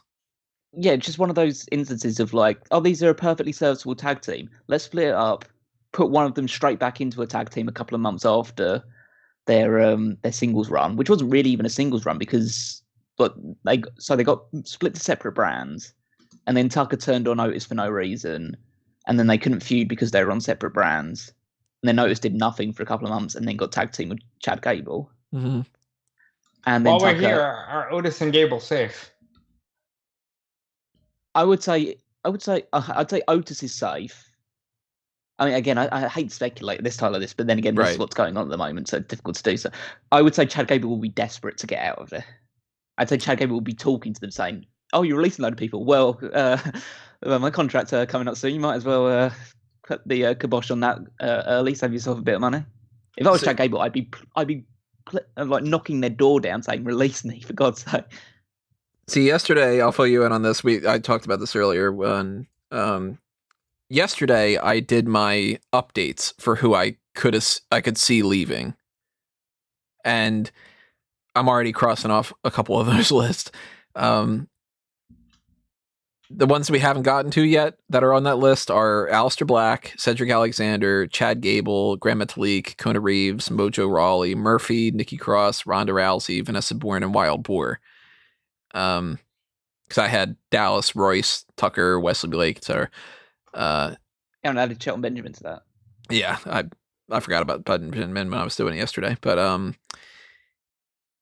Gable has had interactions with FTR on Twitter, where I think it was Dawson had said something like, we'll see you in a few. So, I mean, they could just be playing around, but... As they should. I mean, like, Gable's great. I get the feeling that Gable's leaving. He might not be leaving today. He might be leaving, whenever his contract's up. I don't know when it's up. I get the feeling Gable's a guarantee gone. Cedric's gotta be like, we were going through the Raw roster. We didn't get to the NXT one or the SmackDown and the NXT one. Who is it on the Raw roster that you're kind of thinking, oh, there's going to be like, we were thinking like maybe Ricochet, Elias, Angel Garza, Cedric, Riddick Moss, Mustafa. Yeah. Oh, Ali would break my heart, man. But then again, like you said, he just tweeted out not marketable. Yeah, I mean, I think it's kind of clear that there's a severe lack of morale around WWE right now among certain people. I'm sure there's certain people that are very satisfied with the way things are going right now, but they're the people that are always given opportunities and treatments, good treatment. The ones that are dissatisfied are the ones that are left sitting catering for months at a time. So I can understand that. I can understand why people would either want to get out or would be cautiously accepting releases. I mean, just look at some of the people they have released so far. I mean, Billy Kay and Peyton Royce, they'll find somewhere pretty damn quickly to apply their trade. I would say they should be shoo-ins for AEW. They've got strong characters already. And Royce has the connection with Sean Spears. Yeah, of course. Mickey James could go anywhere and do anything because she can still work and she can talk and she can do anything in like the wrestling side of things. Chelsea Green again has a good reputation behind her. I look at some of the other ones that you've kind of like pinpointed as like potential ones. Like at the end of the day, Elias is someone who you might see as maybe expendable, but legitimately he doesn't have anything if he doesn't have WWE. He's not a good enough worker to rework anywhere else. And if he does, then it'll be one of those cases where he's going to have to essentially start from the ground up and work his way. He's not going to walk into AEW or Ring of Honor or something like that. He's going to have to work his way around the circuit, actually try and pick up a bit more of I don't want to say a character, but a bit more of like a more well-rounded approach. And then maybe at that point, people will start to notice him again. So I hope it does. So for his sake, I hope it doesn't do that, because he's earning a comfortable living with WWE. At the end of the day, I don't want anybody to lose their jobs, but I also want people to feel creatively satisfied. And I'm sure a lot of these people don't. A lot of these people that have been released were, I won't say happy about being released, but I'm sure they're probably feeling a bit more hopeful for the future, maybe. Because it seems like a lot of these people would be people who were having a bad time in WWE or weren't getting anything out of it, especially like people like Tucker and Samoa Joe and stuff like that. Like, maybe the reason with Samoa Joe's release was just the fact they were never going to clear him. Whereas, or he was going to have to wait for ages for it. CM Punk just tweeted Samoa Joe. It's nothing but a gif of the Rick James skit from the Chappelle Show where he's just messing with the couch. I don't know what that means. What's the context of that? Yeah. I don't know what that means, but it just means Punk is watching and Punk said hi to Joe, I guess. Matt Cardona tweeted out, WWE 415 says, "I just fired your ass." It seems again like that was the thing that probably shocked me more than anything else about this. Not the fact that this Same day. Another White Cup release. It's just that they decided. So this day is firing day for WWE. This is now. It's not, obviously last year it was Black Friday. Now it's a Thursday, obviously, but essentially this is a day where this is the day that contracts, whether they're there or not, or whether it's just like somebody picks it up and decides, yep, this guy's gone, this guy's gone, this girl's gone, all that stuff.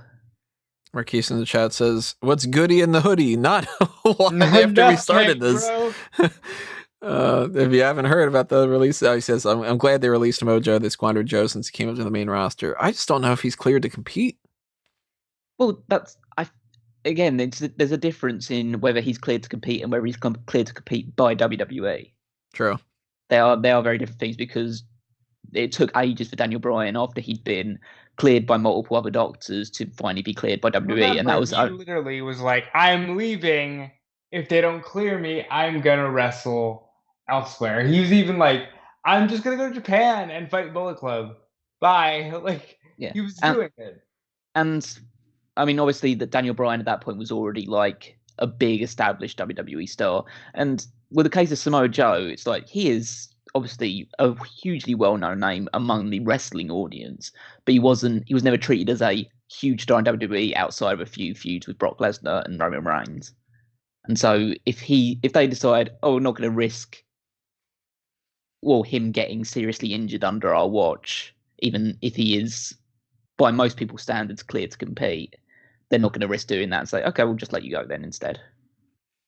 We missed out a huge amount on Joe being world champion. We missed out on Joe versus Undertaker. That would have been a feud. I think Joe could have gotten one of the last good ones. Undertaker. I mean, realistically, Joe could and probably should have been a world champion. He should have been. I mean, he was only like United States champion a couple of times, and even then, those runs were particularly memorable. Yeah, he was just on the bump, doing the bump stuff. Like he had his own segment on the bump. But I don't know how they choose who to release and when. I mean, you have to assume they give them some kind of. Well, I'd like to say I'd hope they would give some sort of pre-warning, but then again, this company seems to revel in embarrassing people, and I mean, a whole storyline on Raw about Mandy Rose slipping over. Like, so that's the one thing you're going to pinpoint on when she makes one of the most embarrassing mistakes in her entire career so far, or like on-screen career or whatever. It's just like, okay, that's the thing that's going to get her pushed. They couldn't help themselves either for doing the whole like Nia Jax doing the my hole, and they're like, well, what if Nia slipped? Wouldn't that be funny? I didn't like that at all. Yeah. I don't know if you guys are like, because I know it's like a part hot tags pop thing. I don't know if you actually covered any of the shows from this. No, week we were kind of rolling towards that, and then this happened. Yeah, it's kind of hard when this kind of story just breaks in the middle of the recording. We still have some questions from Peter too, and you can see like my genuine reaction to all these guys. Go, oh my god, no, not this one. It's like it really hurts. Like I don't know when you started listening or what, but when they said Billy Kay, like I had to stop speaking for a while. I was like emotional. This person just wrestled for you for WrestleMania. Well, I'd say that I wasn't listening when I got back in and stuff like that. I actually just went onto Twitter a little while ago, and then I just saw. I think the first one I saw was Peyton Royce released. And most recent then one. I just kept scrolling down, and I saw Samoa Joe, and I saw Billy Kay, and then I thought, oh god, they're doing this again. And then just occasionally saw other people, and then I just checked, oh, you guys still doing this? I thought maybe you'd have gotten off or whatever and stuff We like were that. going to, and then this happened. Yeah, we only had like 5 more questions left, and then it was going to be let's talk about the hot tags, and then kind of roll out. But then, yeah, it's bizarre, but I mean, a lot of these people. Again, I was talking about this before about how only certain people can and should not have. Should only certain numbers of people can really go to AEW because AEW has a bloated roster as it is. But a lot of these names are like you can't really pass them up when you have the opportunity. Joe needs to go right now. Joe can fight Kenny Omega tomorrow. Like, have you seen Samoa Joe's reply to CM Punk's tweet? No. He says, they really should have never gave me money. They really should have never gave me money. Yeah. He got enough money that he can just jump on people's couches and say, fuck your couch? Like... And then Punk's replied to that saying, fucked up and paid us. So basically, I can only assume, again, I don't know either of these two, so I don't know the way they're talking to each other in that regards, but from my perspective, reading that, it's basically saying, okay, these guys... Like they signed them knowing that they had absolutely no fit for them really in WWE. Like they would not, those characters or the way they wanted to be portrayed was never going to fly with them in WWE. Like the actual people running the company, but then they still ended up paying them shit tons of money, regardless of it. Because all it's done really, all the hiring of Samoa Joe has done is given like a decent run in NXT as NXT champion, then moving on beyond that into WWE and having a few decent feuds. But realistically, they probably paid him a good amount of money and really got nothing out of it because they refused to really run with him. Just because it fits the theme of our podcast, Taz just tweeted a GIF of Daniel Craig as Bond smirking, and what the hell is this kind of smirk? I'm looking forward to one of them tweeting that, ladies and gentlemen, the weekend when when it comes around. What's the ladies and gentlemen the weekend thing? Oh, it's this meme Twitter account, which is literally just called "Ladies and Gentlemen, the Weekend," and it's Daniel Craig. It's an SNL introducing the weekend when he did the hosting duty, and everyone just puts it out on like early Saturday or late on Friday just to like announce the weekend is coming. It's just the way that he does it is just so deadpan. I think I might have seen that clip. Yeah. It's an awesome clip. Ladies and gentlemen, the weekend kind of a thing. I love those accounts. Yeah, I love that those sort of accounts exist. Like there's literally like certain accounts that just exist for one thing. I like these sporting ones or anything like that where people say where the name of the account has X team, for instance, won yet, and then the constant tweet of every day is no until they actually win. Like the JTG released clock that they had going on, and is Rey Mysterio injured right now? I think was one of them. Yeah, but those Twitter accounts are really doing God's work. So we were speculating about where some of these people might go. We were kind of going with Peyton Royce and Billy Kay go to AEW. Samoa Joe. That'll TNA, yeah. TNA actually have a tag team division. Oh, yeah, they have tag team titles. Go to TNA tomorrow. I could see Chelsea going to Impact. Impact, yeah. Yeah, it would make sense. I mean, they're also trying to rejuvenate Ring of Honor's women's division. I think she'd fit in well there as well. Bo Dallas is somebody that I don't think he'll go anywhere. He can go to the farm, bro. He can just chill. Just hang out with Liv Morgan in the farm. Yeah. Tucker? MLW maybe? Or NWA? I was leaning more towards NWA. We'll see. If he's good, he's good. Well, I guess we'll see how he is. I am 100% Mickie James goes to NWA. Among other places. I think she's gonna freelance. Float. Yeah, I think she's freelance, yeah. She's got enough name value to do that. Blake, I can definitely picture going to AEW Dark. That's like one of those kind of guys. Because he lives in Florida, right? Yeah, I could see him being like like a jobber character for AEW. He was favored by Dusty. That's usually a good sign. Yeah, like I can't see. He just doesn't. I mean, again, there's an opportunity with all these people being released to prove us all wrong, or like prove that WWE made a mistake by letting them go. So maybe he does have more in the tank, but he doesn't. He's never struck me as someone who has the star power to step out on his own that much. Who else? So Kalisto. Kalisto will go back to Kalisto. Mexico, I imagine, for a little while, at the very least. Well, he's from Chicago. I mean, he's gonna probably just do the indie circuit, make a huge splash, end up in MLW, end up floating in AEW. He's gonna land right on his feet, and everybody. He's going to be the Tanara Conchi of this release, where it's like, how did you let this fucking guy go? Yeah, Kalisto's a guy that I think that they could have done a lot more with. We were going through the roster. Let's go with the SmackDown side of things. Black, we're definitely kind of like, it wouldn't make any sense if he doesn't get released. He won't get released, I don't think. It makes too much sense, right? Bro, it makes too much sense for him to be released. I almost feel like they'd keep him there out of spite. That's one of those ones where it's like, oh, we could release him and just get some money back at him, but just go, yeah, but he'll be too big of a star, kind of a thing. Well, no, not even just too big a star. Just be like, yeah, but you know what his wife did? Like, maybe we should let him. See, but if they do those kinds of things, then I don't even want to. Like, that's the kind of shit that makes it hard to be a fan. Yeah, that's terrible if you do that for a business. Yeah, this company is really prone to doing things that make it hard to be a fan. I'm thinking Brian's good. Oh yeah, well, Brian's good until he decides to resign. Brian's grandfathered in at this point. Should be, yeah. He's only a father. He's not that old. Oh, whatever. Depends on what his priorities are, I guess. I think that Ziggler and Roode are okay for right now, but again, incumbent champions are safe, Tony. Please don't keep bringing this up. I had said I'm worried about Jeff Hardy. Bro, his father just died. If they release Jeff Hardy, his father just died a week ago, man. Come on. But if they're doing this for a tax type of thing or something, like we're speculating for it being the 15th, they might just be like, it's bad timing. Sorry, pal. I hope, and they won't let Jeff go because Jeff will make so much money in AEW. I mean, he might request his release.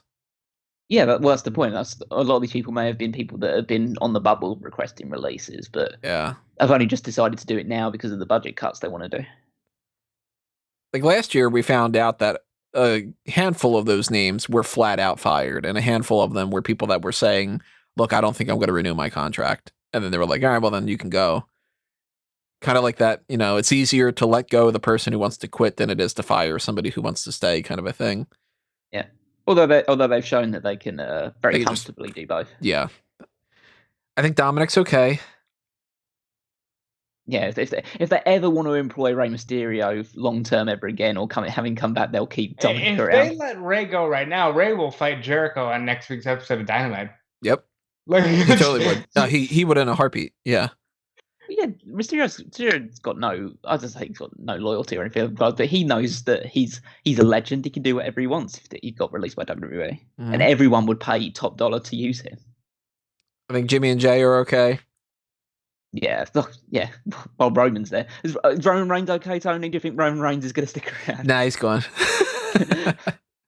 I'm not feeling as strong about Kevin Owens. I'd be surprised if Kevin Owens and Sami Zayn. Bro, Kevin Owens just stunned Logan Paul. Kevin Owens ain't going nowhere.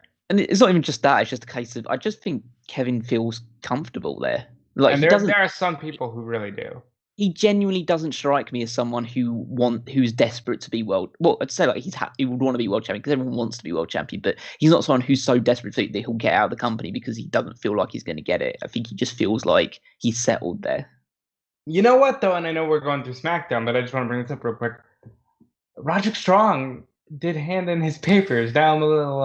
Yeah, that was somebody I was going to bring up when we got to the NXT. I just thought that was, well, you know, there's been some kind of a story, but maybe maybe there's something to that. Maybe he and Marina Shafir are going. That would be awful. At the way that this day's going, it wouldn't shock me if that's how that works. I'm assuming Corbin's okay. Oh yeah. Well, who would take him? I would if I had a company. No, that's to be fair. Most companies would. Yeah. He's a more serviceable worker, and they would probably come up with a much better gimmick than WWE's ever given him. Murphy is 100% gone whenever his contract gets up. If it's today, if it's tomorrow, it's whatever. Murphy's gone, guaranteed. Yeah, he should probably go and try somewhere else at this point. He flat out tweeted to Andrade, "See you soon." So okay, he's gone. That's good to know. I don't know about Reginald. He said that he was sick for WrestleMania. On the bubble. I think he's on the bubble. I think he's on the bubble, yeah. Which would be amazing because they wasted the fucking build to the main event of WrestleMania on this guy. That would be just the way that things work out, though, wouldn't it? Spend months doing that, and then it would be like, he's gone because we don't want to have it to pay him to do anything anymore. Then be like, but why did you? Like, what's this? Yeah. Marquis says Josh Gordon shouldn't be okay. Seth Rollins is fine. Shinsuke, he will never leave. Shinsuke, I think, is okay. Even though I'm not sure. There used to be a time frame where I was like, Shinsuke's going to leave because he could just stay in America and just work with another company. I think he's okay. He can go to AEW. He could. Not everyone can. Yeah. Bro, I assume he would. Former IWGP Intercontinental and World Heavyweight Champion Shinsuke Nakamura can go to AEW. They would snatch him up. Yeah, I'm pretty sure. I just wonder, like, will these kind of WWE mass firing schedules soon be followed up by AEW mass firing schedules because they can't actually contain everybody? Well, they've only released one person so far, legitimately, not based off of like, oh, you can't travel right now. Oh no, they've released 3, right? Jimmy Havoc, Ivelisse, and Well, I'm not counting Jimmy Havoc and the other two because they were released due to pandemic-based travels. Ivelisse is the only person who's been released just straight up. I thought Havoc was released because of all the accusations and stuff. That kind of just sort of happily got swept in with the travel issues. If you want to count it, you can. I'm just saying. I think Bailey's good.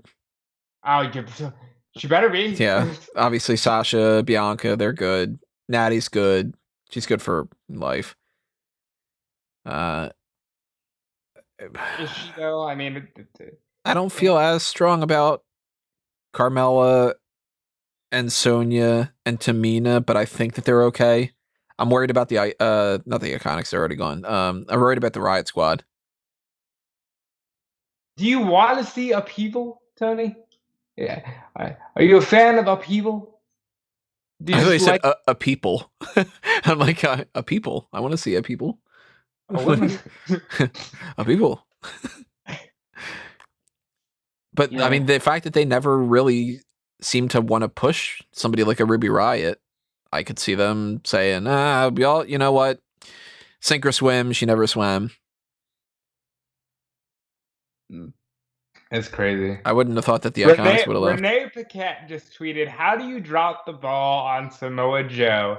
Injuries aside, what a mistake." Yeah. Amen to that. Oh, it's so liberating when people are no longer under the WWE banner and they can just say what they want about this stuff. I think that Xavier Woods been pretty vocal about how upset he's been about the whole thing. Fuck this shit. Chelsea Green. What did Xavier say? He's just been wow, and it's been a tough day and all that. Yeah, just the usual stuff about going completely overboard. Because Joe's his friend. Because like Joe had a lot to do with the Up Down Down shit. Joe was just on Up Down Down Mania. Joe was just on WrestleMania, Tony. Yeah, he's on lots of manias. If Pasta Mania would still be around, Joe would have been on it. Yeah. Meanwhile, NXT UK is going on, and it's like, yeah, who cares? Yeah, which is usually what I would be covering right now. Yeah, it's like, Gallus is on Supernova Sessions. Sure. Who in NXT do you guys think could be on that bubble? We talked about Roderick Strong. Worried about Roddy now.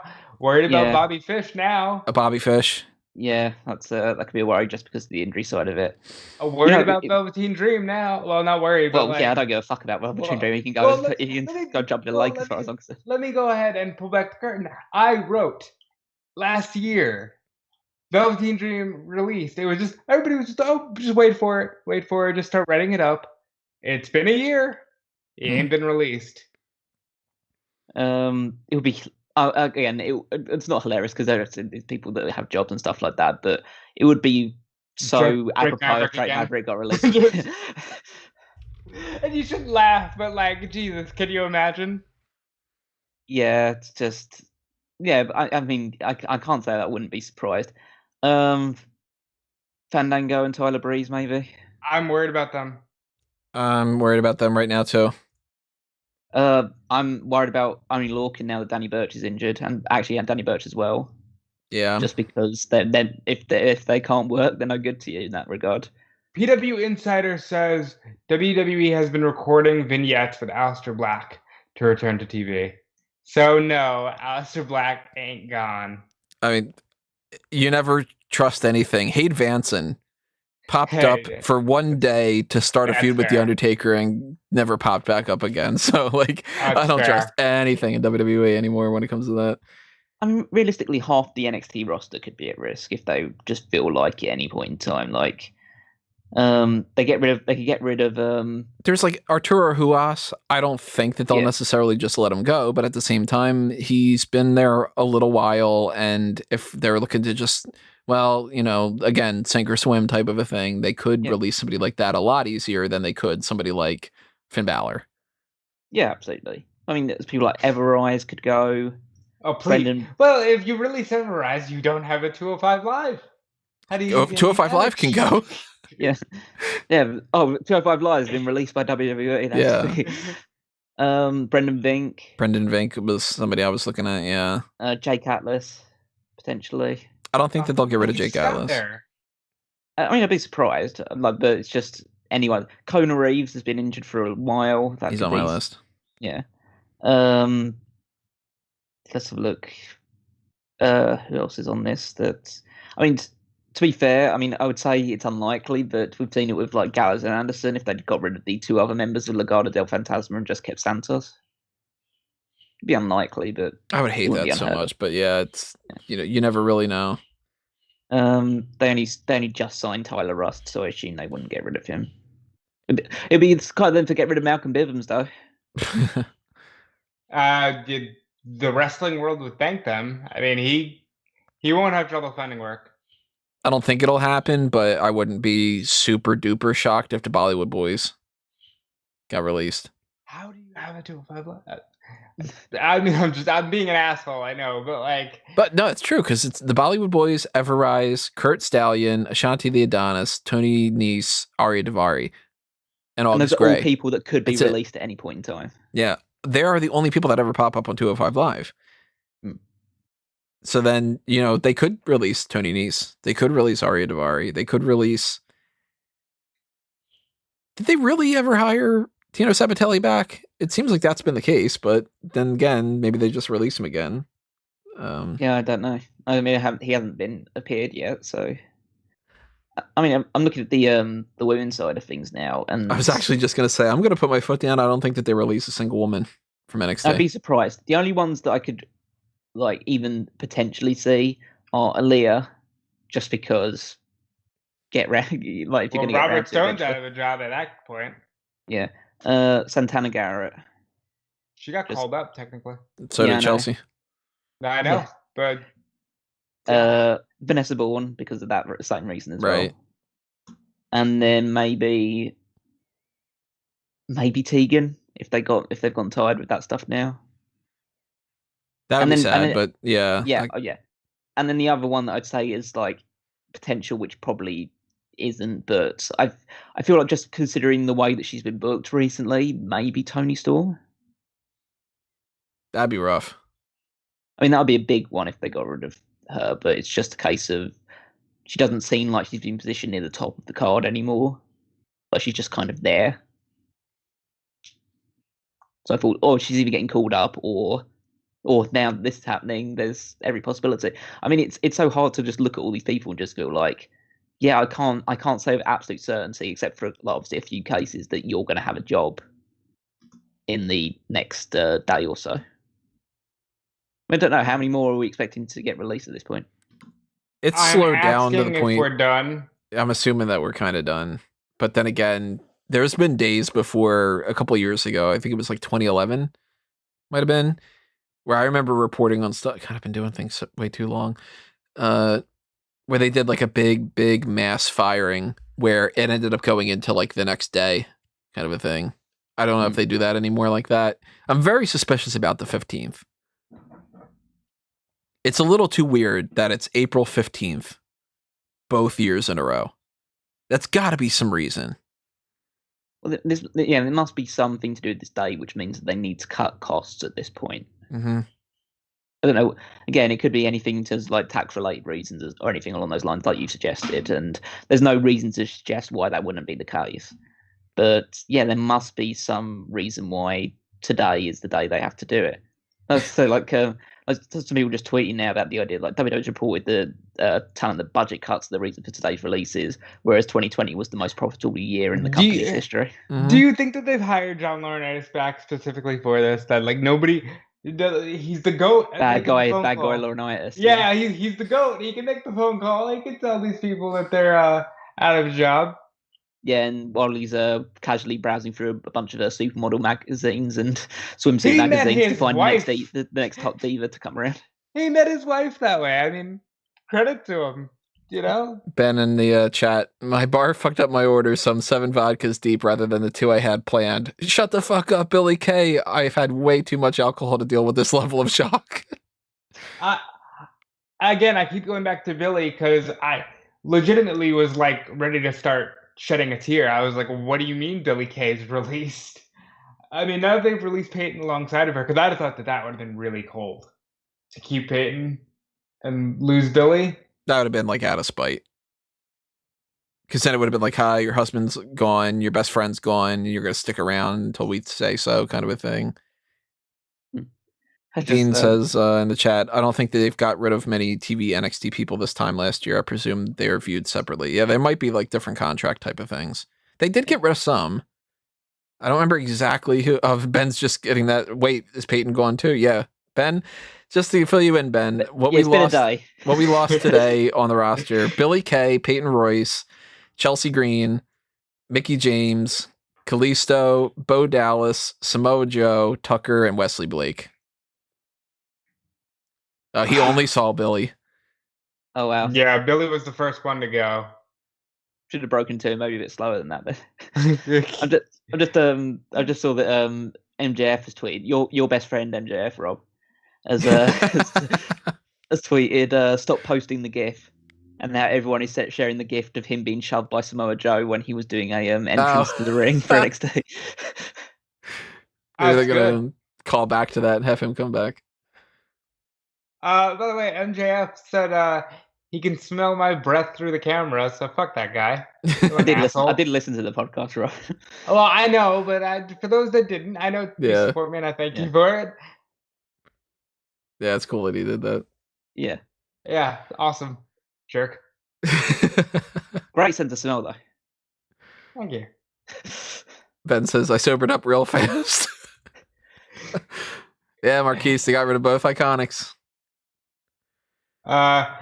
Somebody just posted the GIF of Apu. What were you thinking? It's like, yes, this is it. Exactly. What were you thinking? How do you let go of all these people who literally just helped you through a pandemic? Who literally just helped you through Wrestlemania? Samoa Joe was in a poncho calling the show for you.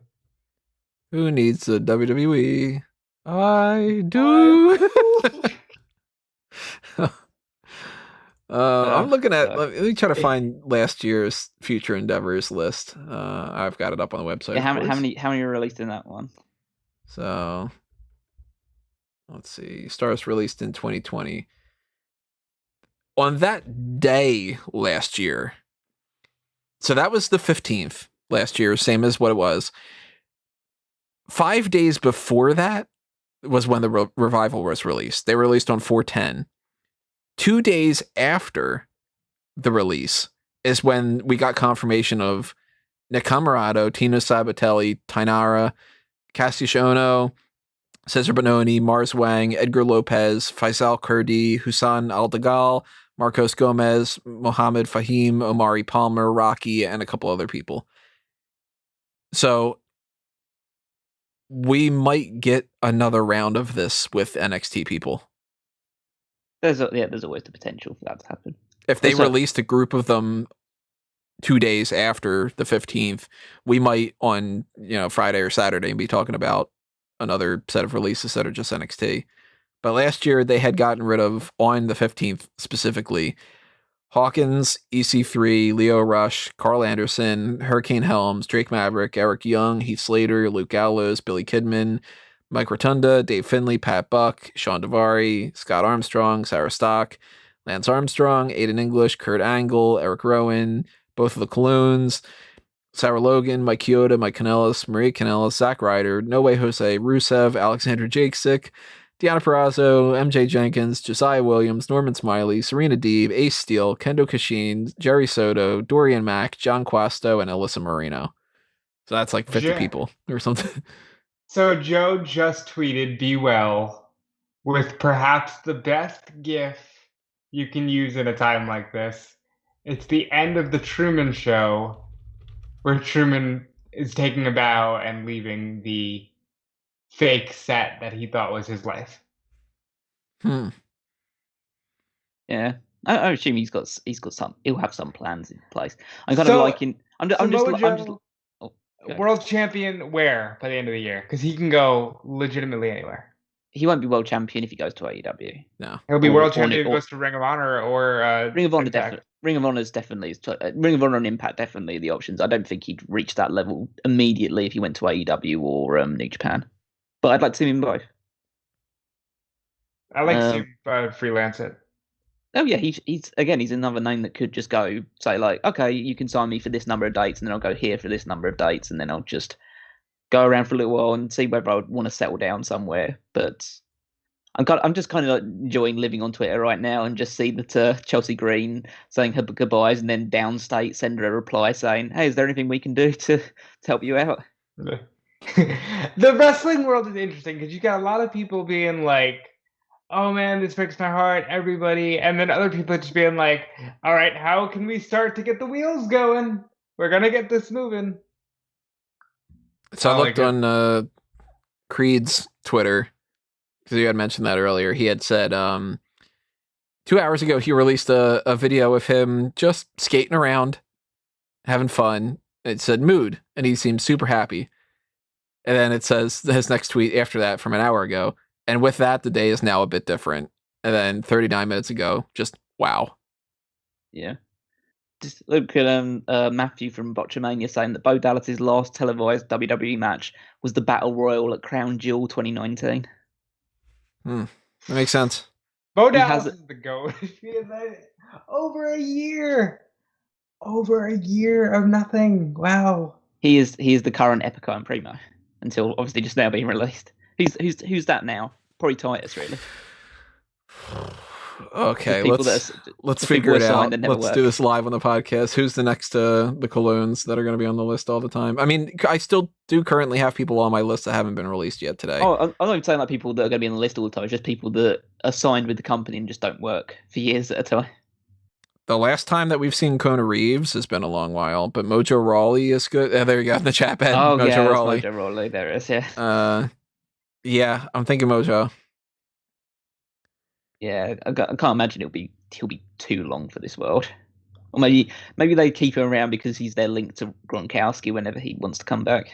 Yeah, but the Gronk thing didn't work out all that well. I think that they are going to kind of look at that as like, well, it didn't work out. The Hogan thing didn't work out well at WrestleMania. They're still going to bring Hogan back every now and again, aren't they? Yeah, that's different though.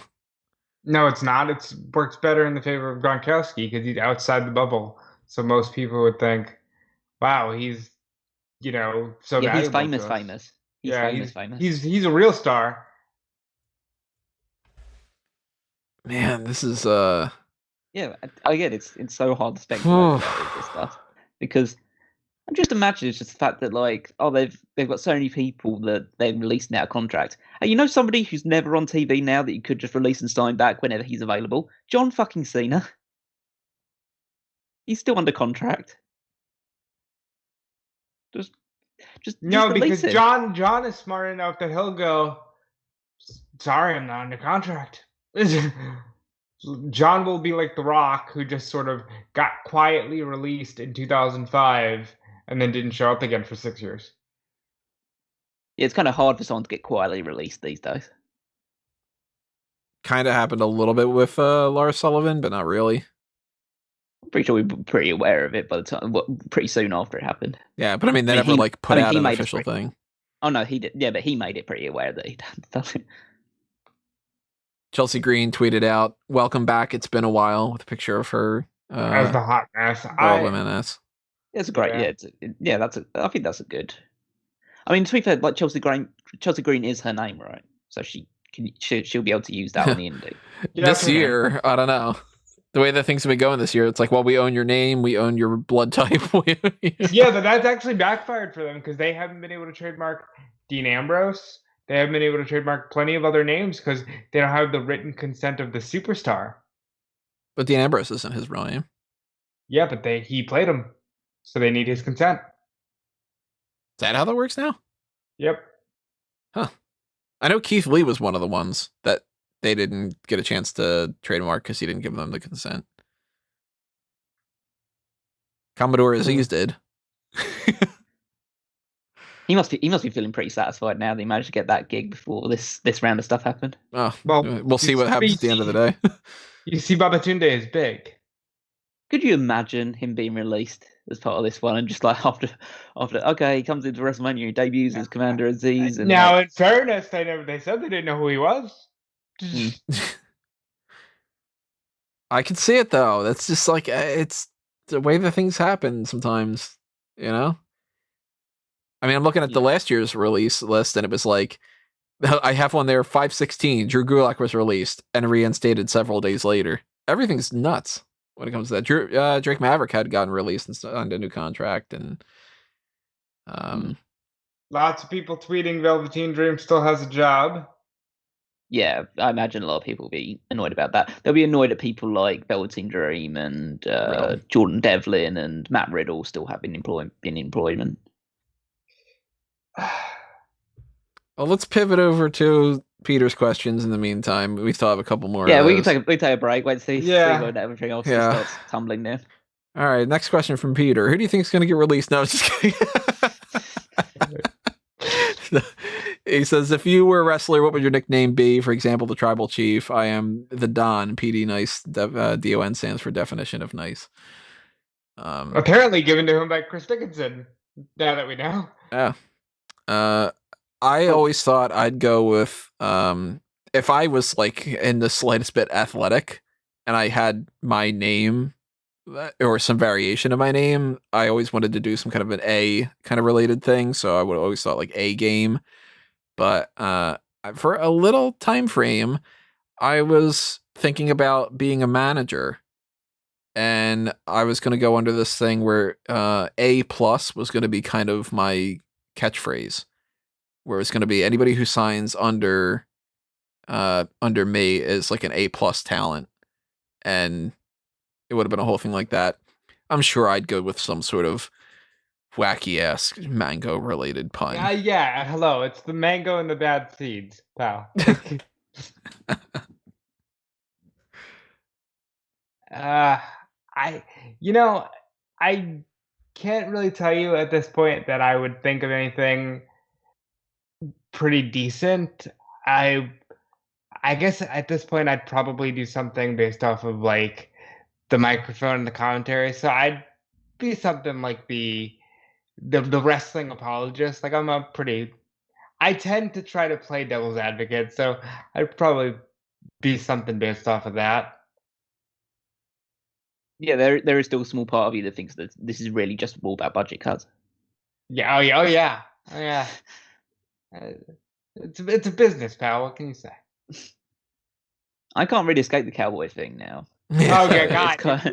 So it's kind of difficult But when before this whole thing just blew up a little bit and people actually enjoy the cowboy shtick, I was thinking of if I was ever to get involved in wrestling, either in a in-ring or managerial capacity, I thought of a character called the Scout, which is essentially just someone who comes to the ring, either with whoever he's managing or just the wrestler himself, carrying a notepad full of all of the information he scouted on his opponent prior to the thing. And he's kind of pinpointed where he thinks his weaknesses are, or like the best places to attack and all that other stuff, and build up a whole guide surrounding it. And then you do a lot of like nice gimmick things, like your opponent ripping it up before the match starts, and so you have absolutely no idea what you're going to be doing at that point, or like having to constantly go back after like you've wrestled for a little bit and just checking the notes to make sure you know exactly where to go next. I think that would be a lot of fun as like a comedy heel character. I think you could pull it off very well. Yeah, but unfortunately, I'm not physically capable of doing that. Ricky says Callum would be the British six-shooter. I'd extend it to be the cultured cowboy. I love this. Well, how that became a thing based off of something I didn't say that Tony thought I said off camera. Yeah. Did we ever explain that? No. I said I was going to stall it a little bit, but I can tell it now. We might as well. We're already this deep into the podcast, and I didn't start it, so I might as well get involved in it. So essentially, because I typically join the call slightly later than everyone else because I'm trying to get things sorted, and so Rob and Tony are usually already there talking about shit, and I come on, and then he just says hi. Rob just said hi, Cal, and I said howdy, Callum. Yeah, howdy, Callum, and stuff like that. And Tony thought, I thought you said howdy, cowboy there. It's just like, that's pretty funny. And then Tony decided that we barely even mentioned it beyond that point. We just made a little joke about it and then carried on our usual ramblings. Then Tony decided at the start of the podcast he was just going to introduce me as Cowboy Callum Wiggins. Yeah. And then I was annoyed about it because I had no idea it was coming, and I kind of wanted to move past it. It's the Starcade thing that we were doing. Yeah. And your reaction, I listened to it the other day. Your reaction is, fuck you. And then you're like, I had a whole thing planned. Yeah, because I like to come occasionally prepared with some like jokes or material for the initial line that I say on these podcasts, and then he just says that, and I'm just like completely thrown off my game. And then it just continues. I don't know. Like for a little while, it's just like it just came on and off because Tony would occasionally mention it or Rob would occasionally mention it, and I wouldn't mention it too much. But then it's like, I might as well lean into it a little bit. Yeah. Now you got a whole I got knows how many of these. I got a whole menage. I got a wardrobe set up. I've got catchphrases. I'm gonna have a shirt coming out maybe at some point. It snowballs. Seriously. The rootinest, tootinest hosting all the land. Yeehaw. The other question from Peter, do you miss the part-timers? Yes. I'll go first. Yeah, I really miss John Cena.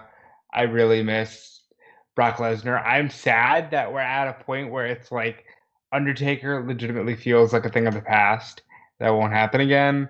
I'm sad that Triple H being a full-time thing will never ever happen again. I really enjoyed the first chunk of the Authority run. It did run its course, but I do miss the part-timers. But more importantly, I miss the feeling of when the part-timers were full-timers. I want star power of that level again. Yeah, I can't say that I entirely miss it because I do like the movement in general to try and focus on the actual people that are there. But then again, they're not really focusing on the people that are there. They're focusing on like a couple of people, but nobody in particular, and they 50-50 everyone. So I do like having the part-timers around just because it's nice to feel like there are people on the roster that are being treated like stars. I don't miss the 2021 versions of most of them. Like, I don't want like The Undertaker to come back and be a full-time guy. But if I can go back in time and bring back the old Undertaker or whatever, then yeah, I've been getting a lot more into these fantasy booking all-time type things. I've got some notes for a fantasy booking men's and women's Royal Rumbles. I've got notes for a fantasy booking WrestleMania all-time card that I might release pretty soon. I don't know. I'm debating about whether or not I want to stall on those. So if you want to see it, there's not only the Pick Your Poison tier, but there's also just, let me know. If you go, yeah, I really want to see it, then maybe I'll just post it. But I didn't plug a whole lot of that stuff, by the way. Yeah. Patreon, you guys know by now. Probably if you're watching this, and especially if you're this deep in it, you probably know. But like, share, subscribe, do the same thing for fanboysanonymous.com. Go to the Patreon, help support us there, pick up some merchandise on TeePublic and Redbubble. There's a couple days left on the commentary, not the commentary, on the contest things too. You can still win an NWO shirt, a Baron Zemo Funko Pop, or an Edge Funko Pop. That's closing off, I think, on Sunday or something. It's a couple days away from now. It's not too far off. Oh, and thank you to Marquise for the super chat. How would you book Rock versus Roman for Mania in LA? Tribal Chief. Genuinely, I think this would have been the year. Like the way that they have him and that they could have capitalized on it. Because now we're talking another 2 years of keeping it hot. And I just don't trust WWE's ability to do so. Then he can't be at WrestleMania 38. I think it might be. Well, he said LA. So 2 years. Oh, okay. Oh, yeah. Oh, so for LA in particular. Yeah, I don't trust WWE to keep it going. I don't trust them. Solid. They can get away with another year and do it in Texas and maybe potentially get a huge crowd there. But I don't trust them to keep it going for 2 years. I mean, fundamentally, it's just the Tribal Chief thing is the way that you build it around you. I don't think it should have the championship involved. I think it should be. It's enough of a marquee match that you don't need the championship involved. You can have a championship being dedicated to some other part of the story, but it should be something you build it up with The Rock. I mean, I like the idea that I think Sean Rossap was talking about this when he's answered some questions about it in the past, and I do like his approach of you have The Rock be in some way involved in Roman losing the championship, and then you just build an organic story off the back of that of how Roman still feels feels some sort of inferiority complex about being in The Rock's shadow, and The Rock will always, even though The Rock's like a good guy, he doesn't like to quote unquote brag that much in that regard, but he knows that he's the head of the table and he always will be. And he's let Roman say he is for this amount of time, but Roman's desperate to say, no, your time is done. I am now the time is now. The bigger. Yeah, and then John Cena comes out. And because it's LA. and we get Thrice in a lifetime. But it's a tag team match. He partners up with Vin Diesel because now he's in the Fast 9 thing. Vin Diesel's got that feud with The Rock. Oh yeah, that'd be very cool. But no, I think that's how you basically do it. Is just this is the way to establish that Roman is the definitive top star in his family now by vanquishing The Rock at WrestleMania. I don't think it really needs to be more complicated than that, really. Ben says, "Am I drunk enough to make a Roman as the head of my table joke?" I will say that's one of the main reasons I thought he would get massively cheered at WrestleMania and did not. So I'll spoil a little bit of my my fantasy WrestleMania all-time thing. This isn't quite the same, but it's a little similar to what I would do with Rock versus Roman for Mania in LA or next year in Dallas. I think you do Rock and Roman, and you don't make it a lumberjack match per se, but you've got the family there. And I don't know if you can tweak a lumberjack match in a way where it's kind of like, well, they're there, but they're kind of far enough away and they're not really getting involved. And it's not really a lumberjack match where maybe they're like on the stage or, there's something involved in that kind of capacity where I think that it's sort of like a little bit of like, oh God, what did they call it? The thing that the Usos used to do, Siva Tau, I think is what it was called. That little like, the haka. The tribal dance that they would do to kind of like get themselves pumped up. That's the haka, yeah. Haku? Maybe you have some kind of like tribal Samoan heritage type of stuff like before the match and maybe even like afterward of like a ceremony. Like he is being crowned the tribal chief for beating The Rock, kind of a thing. Yeah, that could work. Yeah, I can see it. And he should beat The Rock. Ben says the whole family in a shark cage. Get that gimmick in there too while you're at it. The way I'd book it, I think Sean's idea is great. First of all, because it shouldn't be for the title. Not that I'd be against it being for the title, because Rock is the biggest star ever. But it should be the marquee match outside of the championship. And it should be built around Roman Reigns saying, "Screw you. You're gone. Your time is gone. I am the guy who is putting food on this family's table." And The Rock should shut him down and go, "Bitch, I am the highest paid actor in Hollywood.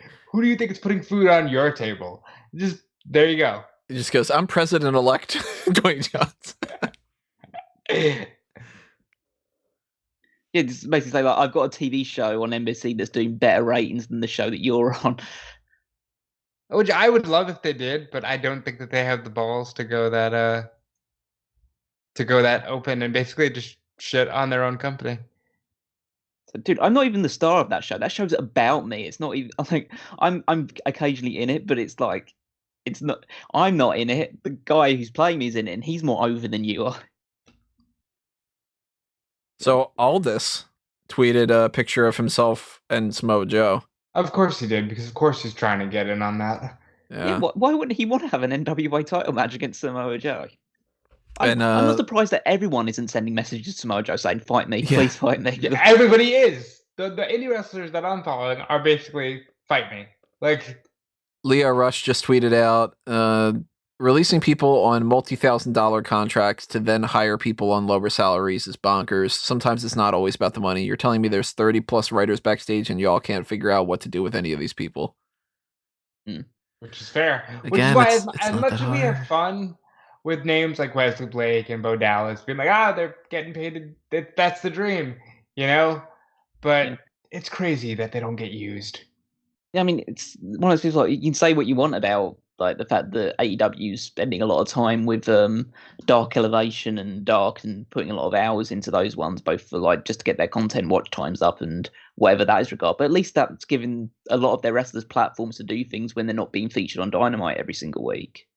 And they have stuff to do, and they've been able to tell their own stories or have their own matches. And yeah, it's just WWE has many hours of time available to it, and one of the things that we do talk about a lot is, like, one of the negatives about it is the fact that there is so much repetition and there's so much stalling. Like, you could just, I don't know, take a break from one story or just show a video package to continue one story one week and then focus on another story that you're just developing on another week instead. Just space it out a little bit more, because then you're having your cake and eating it too. You're able to extend out stories that way without them being overexposed and boring, and then you also get to showcase more of your talent that way. Not to take Tony's line, but that would require people to think and understand that it's not that hard. And now I want cake. I would love cake. I not only want cake, but Ben has Doritos right now, and I'm jealous of Ben because Doritos is the best chip. Hashtag snack talk. I vehemently disagree with that, but that's okay. Really?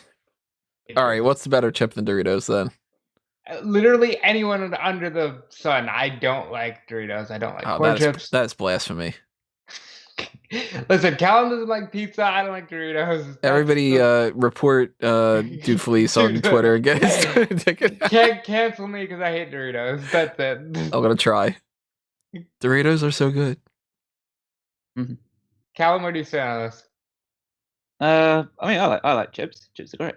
I mean, we call them crisps. Crisps, yeah. Yeah. In regards to the best chip, Chip from Chip and Dale.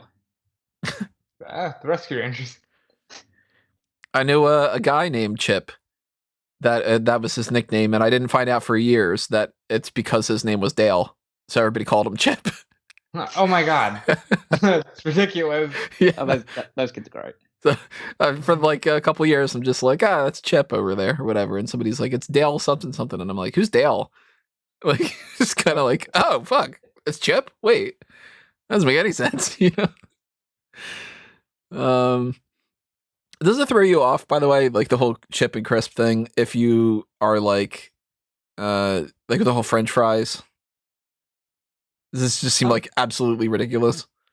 I mean, it doesn't throw me off because we do it differently. So it's like When you it's hear like it from us, like, I mean, I can tell what you guys are talking about, so it doesn't. I speak American fluently enough that I can kind of get around it. So I'm not.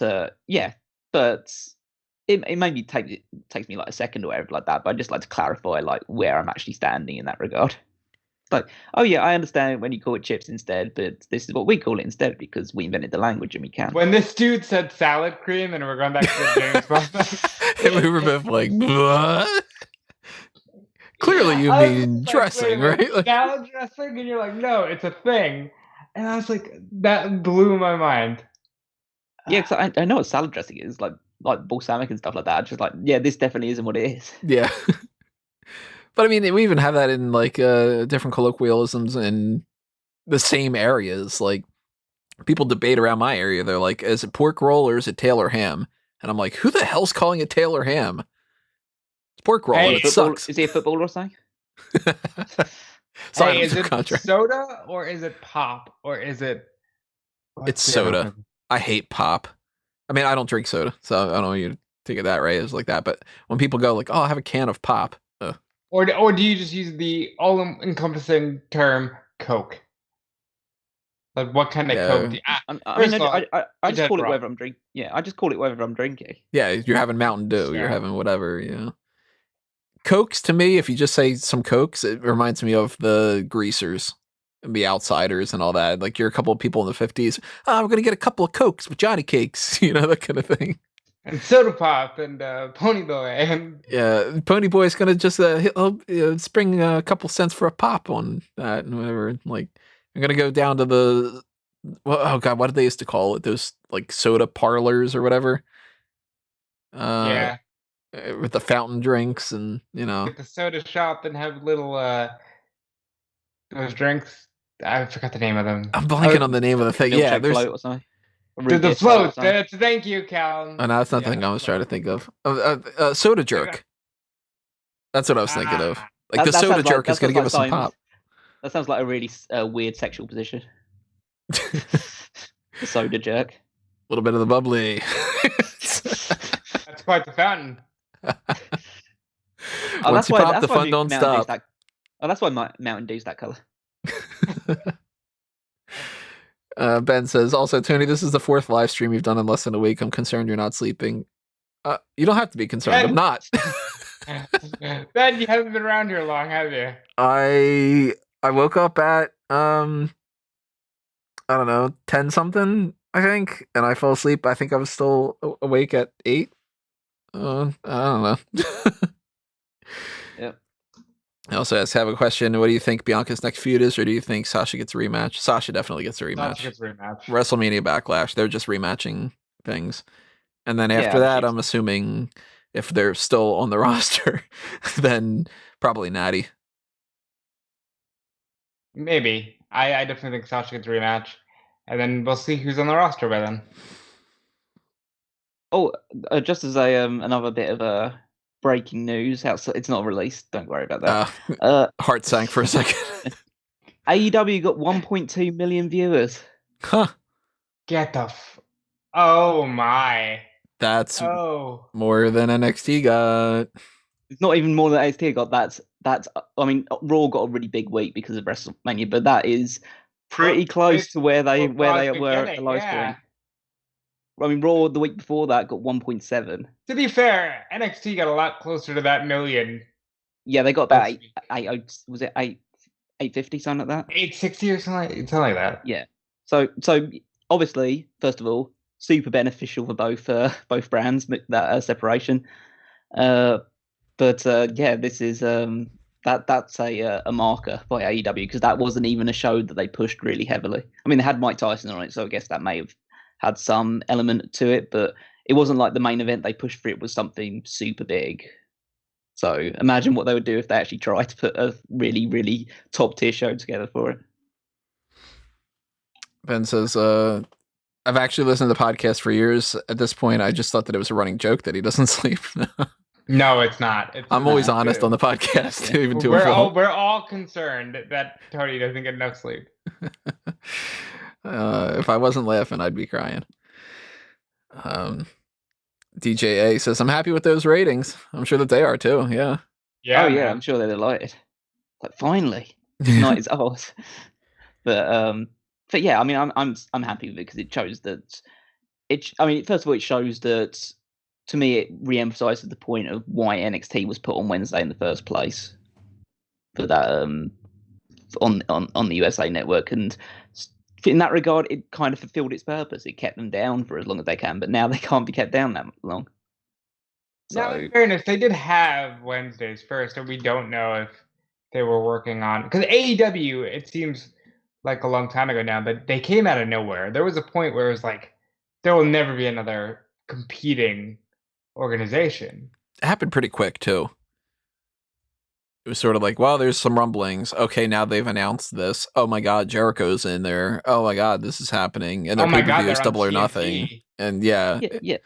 I understand the speed of that side of it, but there's also the fact that they announced that they were going to go on Wednesday nights on TNT, and then it was after that that NXT said they were going live on Wednesdays on the USA Network because we didn't even know they were going to be on the USA Network at that point. Yeah, it was going to be around the same week and everything I'm too. Not, I try not to do it, but when things happen like this, I just think that there's WWE has done too many petty things like that in the past to make me feel like that isn't something that they wouldn't expect. That's understandable. So whether it is or it's not, I can't at this point I can't think of anywhere else with that regard. But yeah, B-Man Brian Alvarez has confirmed the AEW number, 0.44 in 18-49. That is ridiculous. That's a ridiculous demographic number as well. 1.29 million. So is this their highest viewed show outside? It's of the their second biggest audience ever. Ever. Holy outside shit. of its debut in October 2019. Oh I think my they God. got about 1.4. I think they got at that point. Yep. What was the number the last time that NXT went on Tuesday? Because remember they had that one episode. Yeah, they did do that one. They have had a couple where it's been unopposed. I can't see any details on there. It would take me a while to search that one out, but I might have a dig around later. But just for the sake of it, it's just like case of like I'm just looking at that, just thinking holy. I was expecting it to be definitely up. I was expecting it maybe to be hovering around 1 million. I did have no idea it'd be that high. So when did Balor win the belt?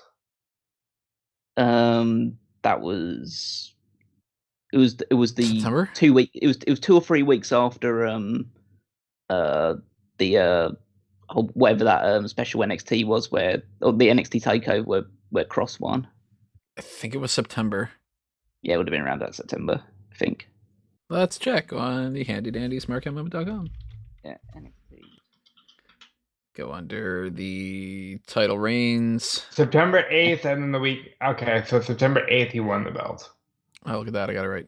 Oh, yeah. So NXT Super Tuesday averaged 849,000 viewers with a 0.26 rating. And then the week after that, they got 838,000. Yeah. So without competition, AEW is north of 1 million, and NXT is 8 to 9. Change.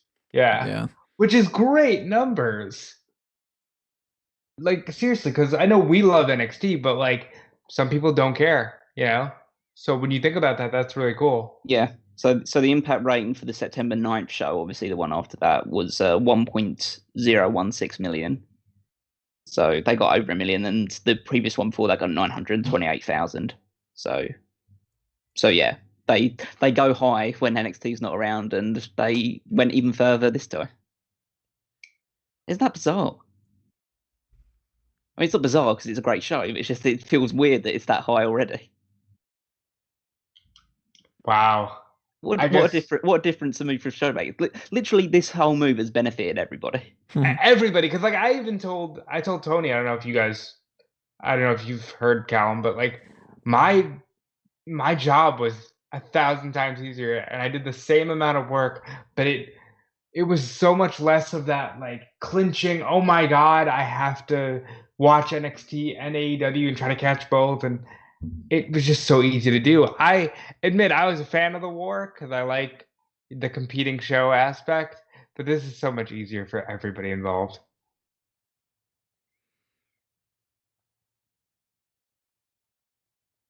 So another question from Peter was, I know this is early, but do you think Roman's going to beat Brock's record? We were talking about the whole stretching it out. I think there's a chance, but not a chance. I don't lean in that direction. I think that if they want to, they'll do it. If they don't specifically have that in mind, then it won't. Because it all depends. I think that like Nikki Bella beating AJ was planned.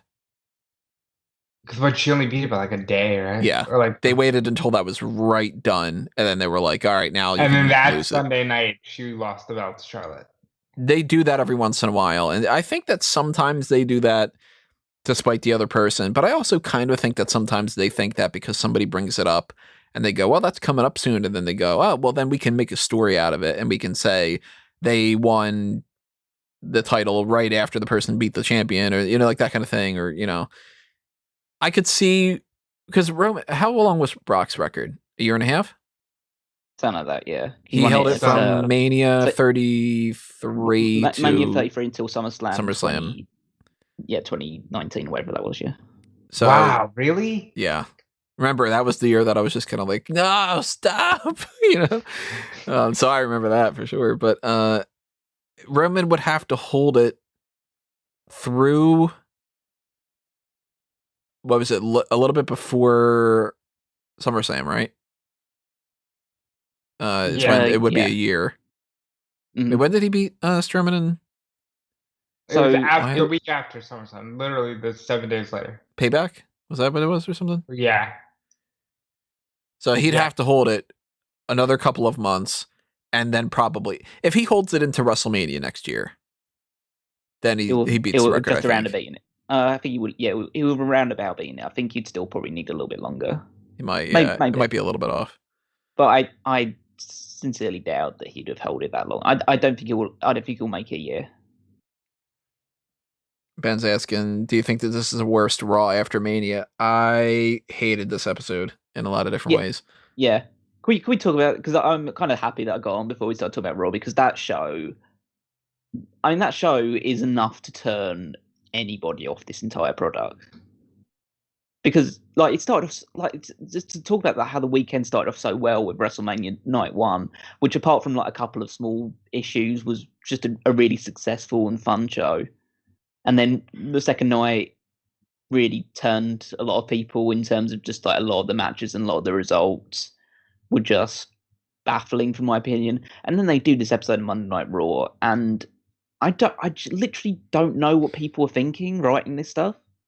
Or, well, in more seriously, what one crazy 75-year-old man is thinking writing all of this stuff and putting it together. It's like he doesn't have any understanding of what happened on the previous... not even a previous week's Raw, previous day's WrestleMania. He has no idea what happened, so he's just coming up with shit on the fly. It's like, these two guys are just hanging around in weird Bane masks. Let's put them in something. It's just like, they were in Retribution. We're just gonna, oh yeah, put him with Bobby. But Bobby already had two people. No, these guys are big. Why not? All of that shit, just the Damian Priest losing to the Miz in a handicap match with his pants around his ankles, whatever that fucking women's tag team segment was. I can't even know what the thought process is going into that one. And I don't say this very often, but poor Byron Saxton having to sit there on commentary and say that them walking out of a tag team match, having seen Nia Jax slip on the rope slightly, is better than them having actually won the match in the first place.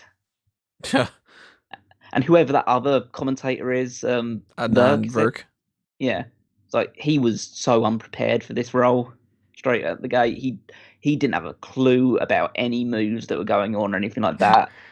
To fill you guys in on our live chat that we had going on, I was teasing Adnan a little bit because I said he very much does definitely sound like he is a baseball guy. Like he was kind of just, and the Braun Strowman is over there and he's gonna hit him all the way off on the side, like But just I don't think there was anything on that episode of Raw that you can't critique in one way or another and find a real serious amount of fault in. Whether it's the opening match and Riddle getting squashed, the triple threat match with, even if it was a good match, having Drew McIntyre win again, which means he's going to face Bobby Lashley again after definitively losing the match at WrestleMania, and then being attacked by Retribution afterwards. The whole the women's title match, because Rhea Ripley and Asuka have zero chemistry with each other, and it's getting even worse than it was at WrestleMania. And then Charlotte getting involved as well. Charlotte cutting one of her endless promos at the start of it, which is basically every promo she ever cuts about how people don't respect her and she doesn't get the appreciation she deserves, and she's the queen and everyone else should bow down to her, and blah. So is Charlotte Flair not the spiritual successor to Reign of Terror Triple H? She's the spiritual successor to John Cena if John Cena was a heel. That's fair. I get big Reign of Terror vibes. Yeah, I kind of feel like there were a lot more people defending Triple H in that time, and it's just a bit. I mean, a lot of people hated him, and probably rightly so, because that reign was just appallingly long. But it's just the issue that Charlotte just needs to be there. It's not like she needs to be in. I mean, obviously, people just assume she's going to be in the world title picture at some point, but it's the fact that she's just there and people just going, "Oh, okay." It's even worse in that regard. And to be fair, I don't think it's fully deserved by her. It's just the way that she's booked. She's great. She's a great wrestler, a great talent. Her promos are a bit robotic, but they're serviceable by any real standards. Just the fact that she's always positioned near the top and people are sick of it. And Charlotte is one of the, if not the best that they've ever had. But she is still overrated by some people in some fashion, because, like you said, her promos are more robotic than it should be. And I am sick and tired of hearing the same exact promo. I said the equivalent of the Dolph Ziggler promo. How many years and how many times did we hear from Dolph Ziggler I'm going to speed up and say, I'm the best on Monday, I'm the best on Tuesday, I'm the best on Wednesday, and everybody knows that I'm the man, and whatever, like that kind of thing. Always talking about how he's overlooked and underappreciated and whatever. It got to a point where it was like, all right, this has been going on for like 4 years.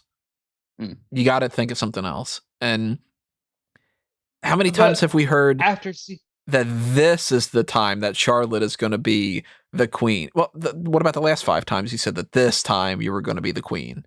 She's a 13-time champion. Mm-hmm. How many times do you need to be the top of the mountain? I understand everyone wants to be at the top of the mountain, and Charlotte is too good to be kept down for too long. But and we've seen what they do when she can't be on the top of the mountain for a little while. They put her in ridiculous storylines involving Lacey Evans, which was eventually going to be a top storyline. But it's would have been awful. She does. Yeah, it's just weird. She's in this weird limbo where she doesn't work in the undercard, but she's overexposed in the main event.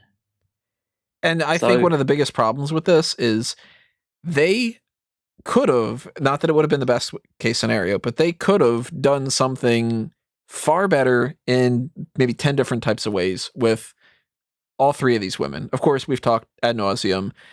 They overlooked Asuka for an entire year, and they said Lana going through tables is more important, and all these other kind of things are more important. Zelina Vega for a minute is more important. Golden role models, let's bring them over to Raw because we don't care about our Raw Women's Champion, that kind of thing. They did this whole stupid thing with Charlotte, and did the whole stupid thing with Lacey, and they did the whole stupid thing with this, and that. Rhea Ripley comes on the Royal Rumble after spending a year floundering, and they wait until like 3 weeks before WrestleMania, and they go, you and Asuka. And they turn her heel so that the Raw after WrestleMania, she can be back to being a babyface because they turn Charlotte heel. And Charlotte beats the crap out of both of them. So now Rhea beat Asuka, the one that you didn't care about for a year. And she beat her as a heel. And she's lost her heel credibility because she's no longer the heel because Charlotte steals her thunder. And Charlotte's beating the crap out of the champion and the former champion. So all they're saying is Charlotte is better than both of them. Again. And it's like, oh, come on. Like, you couldn't have had the Charlotte thing just wait a couple weeks. You could have had Asuka against Rhea. And now I don't like the rematch things. I don't like the repeats, but I will argue that sometimes that's the best course of action. And you could have had the rematch. You could have thrown a little gimmick in there or something just to spice it up a little bit.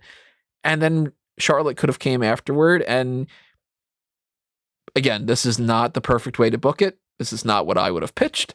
But if you would have approached me the day after WrestleMania and said, what do you want to do? I'd have been like, okay, well, let's do Rhea and Asuka. And leading up to that match at WrestleMania Backlash, we can have some teases more along the lines of, well, Rhea's not really a heel. Rhea was just sort of, she's kind of being a bitch. Kind of one of those things. And then she beats Asuka. They have a little moment of respect to prove to you that she is back to being a babyface. And then Charlotte can do her feud afterward, and Charlotte can be the heel. And then you can go, oh, okay, she's the heel that's going to fight Rhea. And of course, Rhea has to win, and you carry that on for a little bit. But this was just the worst way to do it. And if you're going to tell the story of Rhea Ripley being, my brutality and this and that, she wins the chamber. Or just, if you're going to go that route, and I don't like the route that they're going, because it kind of makes it like, okay, Rhea's kind of heel, but Charlotte's mega heel, and Asuka's babyface, but she's still in that position of nobody cares by default. And I don't know, there's so much else you could have done with Rhea Ripley. You mentioned a couple other things. I wanted to rag on. Randy Orton just goes, well, that's it for the Fiend. I love it. But it's not just Randy Orton, it's all three of them basically said, oh yeah, we're done with each other. Yeah, Bray's like, oh, we're moving on and we're getting some new friends. And Alexa's like, well, I like doing this, so I got a little puppet now. And they're just splitting the difference with that. How can they split Fiend and Bliss? They can't do that. That has to continue in some regard. Do you want it to? That story has to. Bliss as a dark character on her own doesn't make sense. It doesn't, but half this stuff doesn't make any sense. I wouldn't be shocked at all if they just go, but we really like that, so let's keep doing it. It's long-term storytelling, everybody. I mean, they can make sense of it by basically saying that she got everything she needed out of the Fiend, and she's developed this new strength and character from off the back of it, and so she'll use that going forward and just essentially be a Fiend that's not the Fiend. Whereas, and to be fair, we don't even know if the Fiend still exists because he came back as Sweater Bray Wyatt, and that means that he might just stay as Sweater Bray Wyatt for a while. Yeah, he's doing the whole, I'm in the Firefly Funhouse and it's going to be better than ever.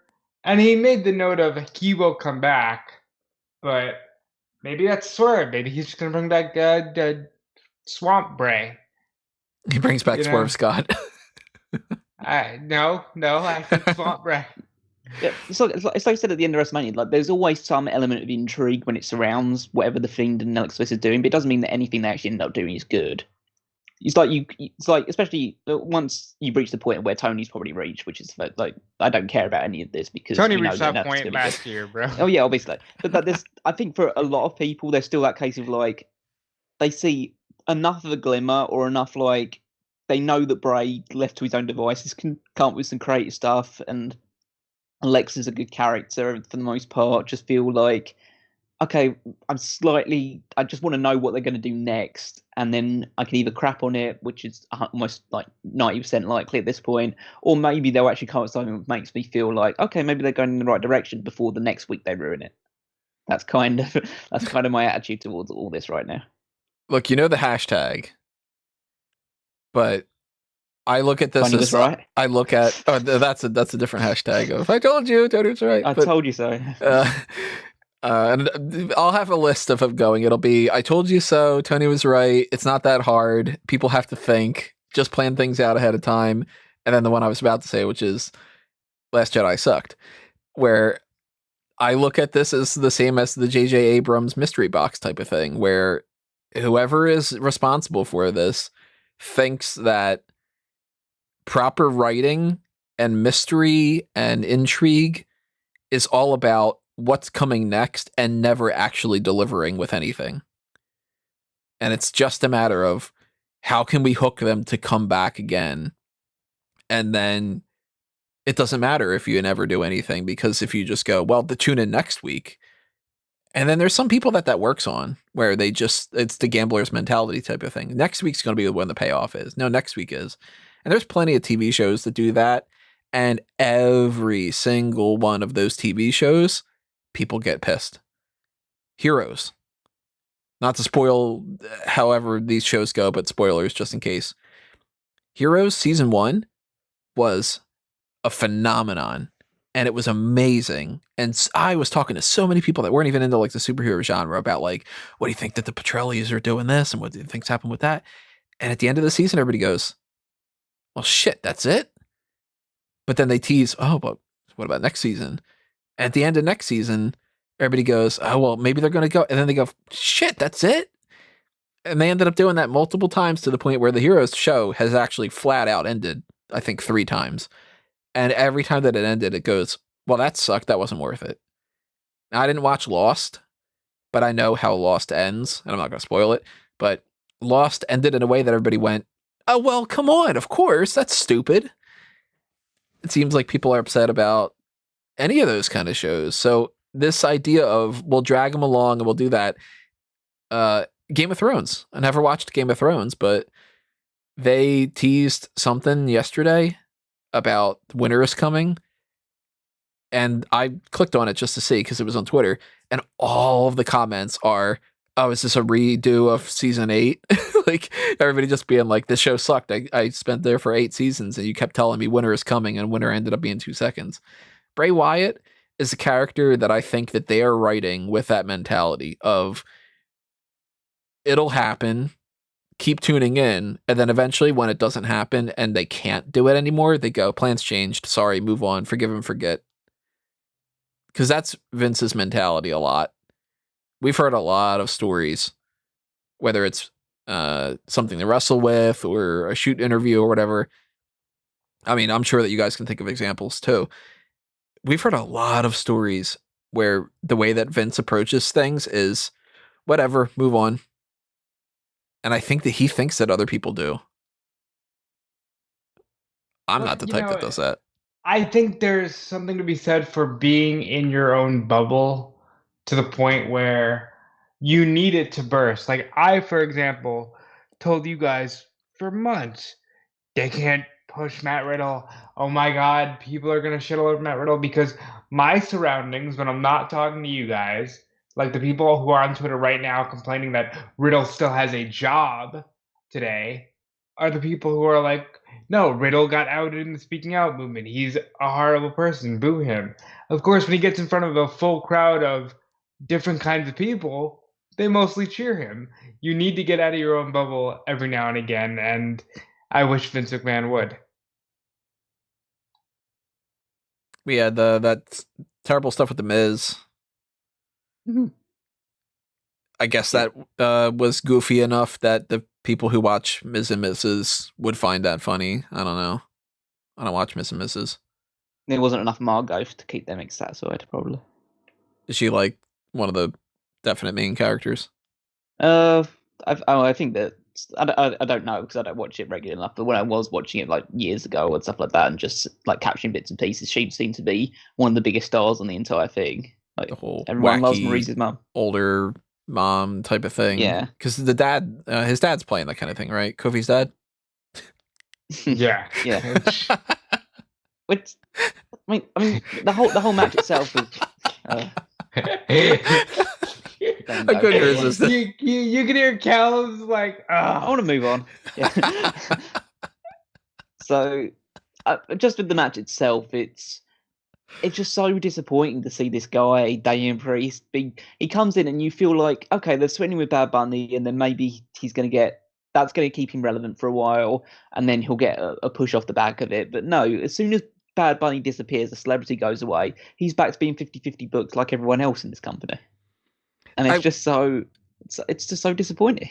I will say, I think I know where they're going with that, where in their mind, he practically almost beat a former 2-time WWE champion, and Morrison's accomplished quite a bit at the same time, and he only lost through distraction from Maurice, with Miz being on the ropes. So it's kind of like, all right, well, they did everything that they could other than having him win to make it seem like he wasn't taking a shot. But why did you book it to begin with? Yeah, exactly. That's the issue. Isn't the fact that the match ended the way it did. It's the fact that the match took place in the first place. Mm-hmm. Like, you could have had Damien Priest take on anyone. You could have had Miz and Morrison take on anybody else. But by the token of that match at WrestleMania, that feud should be done. Like, it's over. Bad Bunny's gone. Damien Priest can move on to something else now. Doesn't need to. I mean, they're already pretty much teasing the idea that they're going to be splitting Miz and Morrison as well through that segment, because they seem to be at a bit of loggerheads with each other as well. So you could have done something like a tag team match where they lost against some team, and then that fuels the breakup towards it, and Maurice can be a catalyst towards that by saying that Miz is a former WWE champion, why are you lugging this guy along with you? And then that could start the feud between those two. And that is when they call up Frankie Monet. Like, they could have done something with the New Day. Instead of having Elias and Riker, it could have been the New Day facing Miz and Morrison and calling attention to the whole, you lost at WrestleMania. Oh, you lost at WrestleMania. Okay, well, now we're trying to work our way into tag team division, and, Yeah. Well, Almost and AJ weren't even on the show. No. Sheamus was on Raw Talk, and he wasn't on the actual show as well. Mm-hmm. It's like, these guys won big matches at WrestleMania. You should be featuring them on your show. Well, maybe there was a reason. We don't know. Yeah, the reason is we didn't think of it. That's some good devil advocates work there, bro. I mean, I'm just saying, you guys gotta think about these things. But no, seriously, I don't know why they didn't have Sheamus on the show if Sheamus was there. In the case of Omos or AJ, they weren't there, so maybe they just weren't in the venue at the time. Maybe they're going to be on SmackDown and they're going to trade their titles with the other titles. And it's just... That could be 2-time tag team champion Omos. The only person who's ever won a championship twice after the same week of his debut, Yeah. Karrion Kross opened the show on NXT, though, and he is feeling more like a tweener to me, if not even full-blown babyface. Did you change it on the heel and face turn list turn? I have him down as a pending. Okay, well, as long as you did it. They were all over the place with that tonight because they had Mercedes Martinez beat Jessie Kamea and then afterward call out Raquel, who Raquel was posing with Dakota Kai and then posing Raquel's with a babyface already. Rhea Ripley and Bianca Belair and feuding, I guess, right now with Frankie Monet, who's definitely a heel. So Raquel is feeling like a babyface and Mercedes is a babyface for a segment and then a heel. And Dakota is, we'll see, and Rhea is more of a babyface, and Bianca is definitely a babyface, and Monet is a heel, but the dog is a babyface. The dog is great. 5 stars to the dog. I think they're doing something with Mercedes in particular where she's basically just a mercenary. I think they should lean into this whole one-woman APA type angle with her. Perhaps they should call her Reckoning. No, she was... What was her name? Retaliation. Retaliation, which is worse. God. But I think she's just fighting whoever she feels like it. You had to do some finality to that Robert Stone thing where she was agreeing to tag with them and then gets paid afterwards, but then doesn't get paid. So I can understand doing that. And then she's going after the women's title. She'd be a good first opponent for Raquel. Raquel is clearly babyface now. And they did that whole segment with Bianca and Rhea Ripley, which essentially turns all them babyface as well. Yeah. And we'll see how that goes. I mean, I think I can enjoy those segments like in a bubble every now and again. I don't want them to be constant, like this whole, we're breaking all the fourth walls, because I recall several months ago that you two were beating the shit out of each other in the last woman standing match, and yet you're now hugging each other on the stage because you both have women's titles. Just, okay, I can kind of compartmentalize that if it's just a one-off thing. So that was good. Other stuff on NXT. We got a new Cruiserweight champion. Kushida beats Santos Escobar. As soon as I heard that, because I obviously didn't watch it live, but as soon as I heard that Kushida was the one that accepted the challenge, I knew the title was changing hands. Yeah, as soon as I tuned in to see Kushida wearing different gear, I was like, oh, he won. Yeah, as soon as I make it a third. As soon as I had Kushida. As soon as Santos won the title at WrestleMania, I knew that Kushida was winning it. Now I had Kushida down on my predictions for at least a couple weeks, if not a couple months at this point, because I had it written down as Jordan Devlin / Escobar, and then next champion Kushida. And the way that I had written it down was whenever they sort out what's happening with this, Kushida's probably going to be the next champion. And I was just like, oh, they might not sort it out. I don't know. And once that switched over, it was like, all right, let me get rid of the Jordan Devlin part and just have Santos Escobar, next champion Kushida. But I did not expect it to happen this quick. I thought that wouldn't happen for at least another month or so. And I guess they just figured, well, he's unified it. Now we've got a champion. Let's move on. They probably wanted to do that a couple months ago and finally just got around to it. And I commend them for waiting and being like, let's wait until we've got the championship sorted out and we can get Devlin over and we can do that match. And then we can move on to Kushida because Kushida's going to be fine. Well, Kushida's going to be great. He's the champion. Yeah, Kushida's going to be doing wonderfully. I mean, as far as he had lost to Pete Dunne and he hadn't been doing anything for a while, but they just waited and now he's champion. Wins and losses don't matter. Yeah. I want these two to trade the title around quite a bit because I think that would be a good way to get more eyes on the title by having them hot potato it a little bit. You can do that with some titles. Something I know. Yeah, I think like every now and again you can do that sort of stuff with championships where they just like they could be feuding with each other for about 2 or 3 months from this point and trade the title about 3 or 4 times. It's not gonna. I don't think it's gonna damage the prestige of that title because at the end of the day, there's not really much worse they can do with it other than I don't know, hand it over to what's the guy's name? Jeremy Borash. Yeah, just give it to him at one point. But yeah, I feel like it was a good match, and I feel it'll be a decent build towards storyline between those two. Always more hopeful when you talk about NXT to a degree. NXT's great, and God, I'm hoping that we don't get any kind of more releases when it comes to that. I haven't seen anything more on the release side of things. No, I think that they're done for today. Maybe we could hope at the very least. They put the pistol away for now. Yeah. Holster it. Yeah. Bang bang. Oh, McFoley's there. And hang on, you're dead. I speak English. Fuck it out. Hey, review to kill. Remember, everybody. Hey, you know who released the guy? A woman. I did not anticipate when we started the Review to Kill series that would be probably the number one thing that we would be joking about afterwards. I mean, I knew that would be a gimmick at some point. I figured that would be something we would laugh about, but I even thought we'd get more out of like the double take pigeon or something, Well, that's just ridiculous. Maybe I need to get some kind of double take pigeon gif and make that a thing for like the future going on.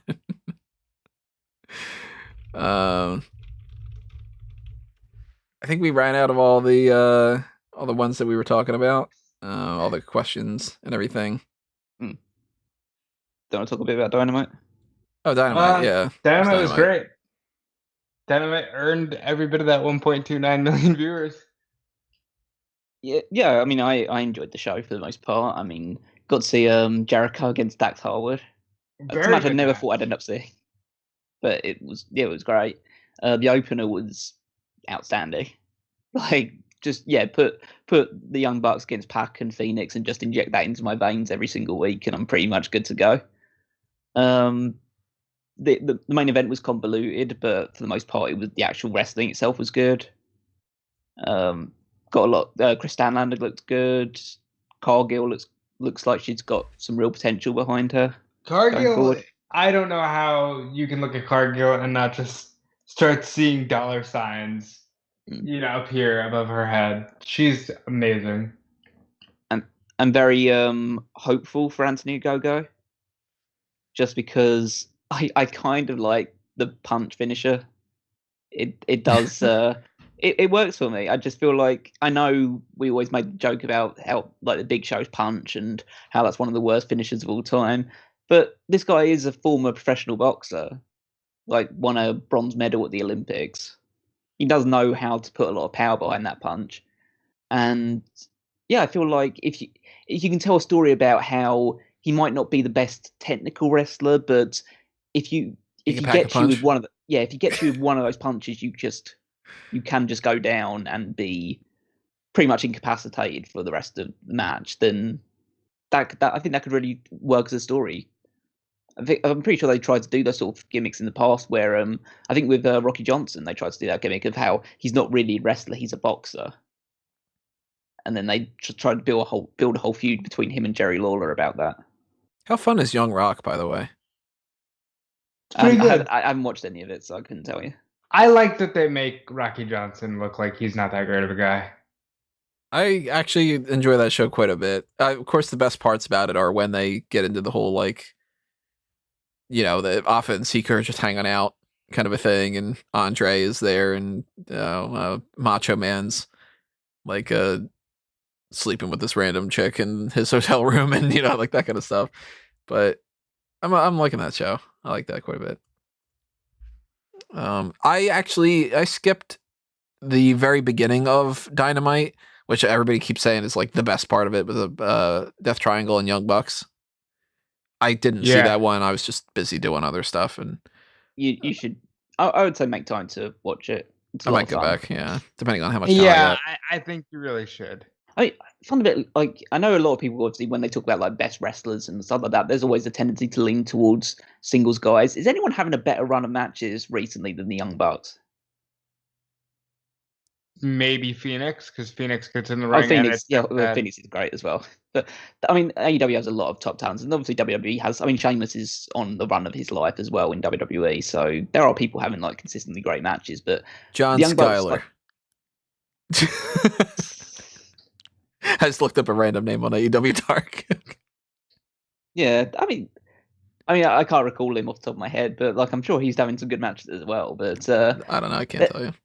Yeah, but there's but yeah, just the Young Bucks since AEW started, realistically, but throughout 2020 and now into 2021, they don't really have bad matches anymore, and they actually tell stories in them as well. When like anybody that says they're just spot monkeys, literally just don't watch them or just refuse to see what's there in front of their eyes. Here's something I didn't like about Dynamite: Taz and Christian Cage. Oh, but it was so much fun. Oh, that was awesome. I didn't like that. I is don't like is it too inside baseball for you? I just don't like the idea that Taz wants to recruit Christian, and Christian says no. And I'm like, all right, this is maybe the fourth story that we've had of Taz wants to recruit somebody and they say no, and then he's mad. I'd like to see something a little bit different than that. And I don't think that Christian's a guy that is going to feud super duper well with a lot of those people. I think he and Starks works, but I kind of can't picture Cage like Hobbs doing anything great. You're gonna see it. Yeah, you're gonna see it next week. But I know obviously the storyline maybe come across a bit repetitive about that, but that's kind of what the storyline should be with Taz's crew. It's like Taz should be looking to recruit top names, and then if they say no, then he's going to take them out and make them regret not joining him. And I think I'd also really like an episode where Tony Schiavone doesn't have to interview a former legend. Well, Christian's like an actual member of the roster, so it's not like he's talking to a former legend at that point. I mean, Tony Schiavone needs stuff to do. Can't just be just on commentary. Yeah, he could be commentator, but every week it's been either he talks to Cage or he talks to Sting. But you can't put Jim Ross in that role, Tony. Yeah, and I feel like that's what you should be doing with the legends. The legends are there mostly as like speakers. Like Sting doesn't wrestle all the time. He's only wrestled one match. Christian's not wrestling every single week. Big Show's not wrestling at the moment. It's just those guys are there as a vocal personality, so you should have somebody interview them. It's like every week. Again, I know there's always the idea of like AEW is like fetishizing the WCW and the 80s NWA and stuff like that, but there were always big promo segments throughout the thing and somebody interviewing them. And those segments work in the right context. It's not my thing after a while. I just kind of go, all right, Sting's talking again. Somebody's going to interrupt him. Skip, fast forward. Lance Archer is just going to say the same thing. And I go, well, I don't need to watch that 7 times. I don't mind it as much when it's, hey, we're actually going to do the interview and somebody will do the interruption properly. Now, Sting doesn't even say a word, and here comes, Lance Archer. Yeah. I like the fact that Christian's at least having to do some feuds. He hasn't just been directly positioned into the world title picture. I think that's somewhere they'll end up going. I don't know when exactly. It doesn't strike me as, and it sounds odd because Christian is obviously somewhat of a name, that I don't think they'll do that on a pay-per-view. I think they'll do that on a Dynamite instead. Because I feel like the main people that Omega should be focusing on in the build-up towards the different shows are, let's say, for argument's sake, that you're going to do the page and you're going to do the title change at Full Gear, or maybe even All Out, because All Out is it'd be late August, early September. So realistically, you only have one pay-per-view between that, because you only have Double or Nothing between that and All Out. Mm-hmm. And Double or Nothing is coming up in May, if I remember correctly. Yeah. And so who would you have as who's kind of in a position by May to challenge for the World Championship? It's May 30th. So they do have 7 weeks for that? Yeah, I'm sure they will have someone positioned by that point, but it's just because it seems, I think Double or Nothing at the moment, again, it's speculative because it's quite far away and they could do anything between those points. And they do put big matches on Dynamite. But it does seem to me that a lock-in for a match at Double or Nothing is Moxley and Kingston against the Young Bucks for the tag titles. I can see that. And so that rules out Moxley as a potential opponent for Kenny Omega. Obviously, I don't think they'd retread it after Revolution anyway. We're getting Blood and Guts on May 5th. Yeah, so that rules out Jericho. Unless Jericho wins the Blood and Guts match and then faces Omega as that boosts him up to the number 1 rank. Yeah, I guess they could do something about the idea of the winners of those matches get respective title shots down the road if they wanted to go around that. I feel like they'd keep that separate. I almost feel like you're going to have the Blood and Guts match, and then I think you're going to get Jericho against MJF in a singles match on Double or Nothing as well. I hope that they don't go with Paige. I don't think it'll be Paige or Double or Nothing, because I feel like I'd like to think they see the long-term potential of making him the next champion. So, but it kind of restricts who you can. I think the best option, once you do, now that that's all out of the way, is that you go Pac. Well, you would have to go Paige at some point. Oh, yeah, he's the number 1, but he's the number 1 ranked. Oh yeah, you do have to use Paige eventually, but even if you use him and screw him out and build him to another match where he gets the win, I think you have to use him because of your ranking system. Maybe it's Brian Cage.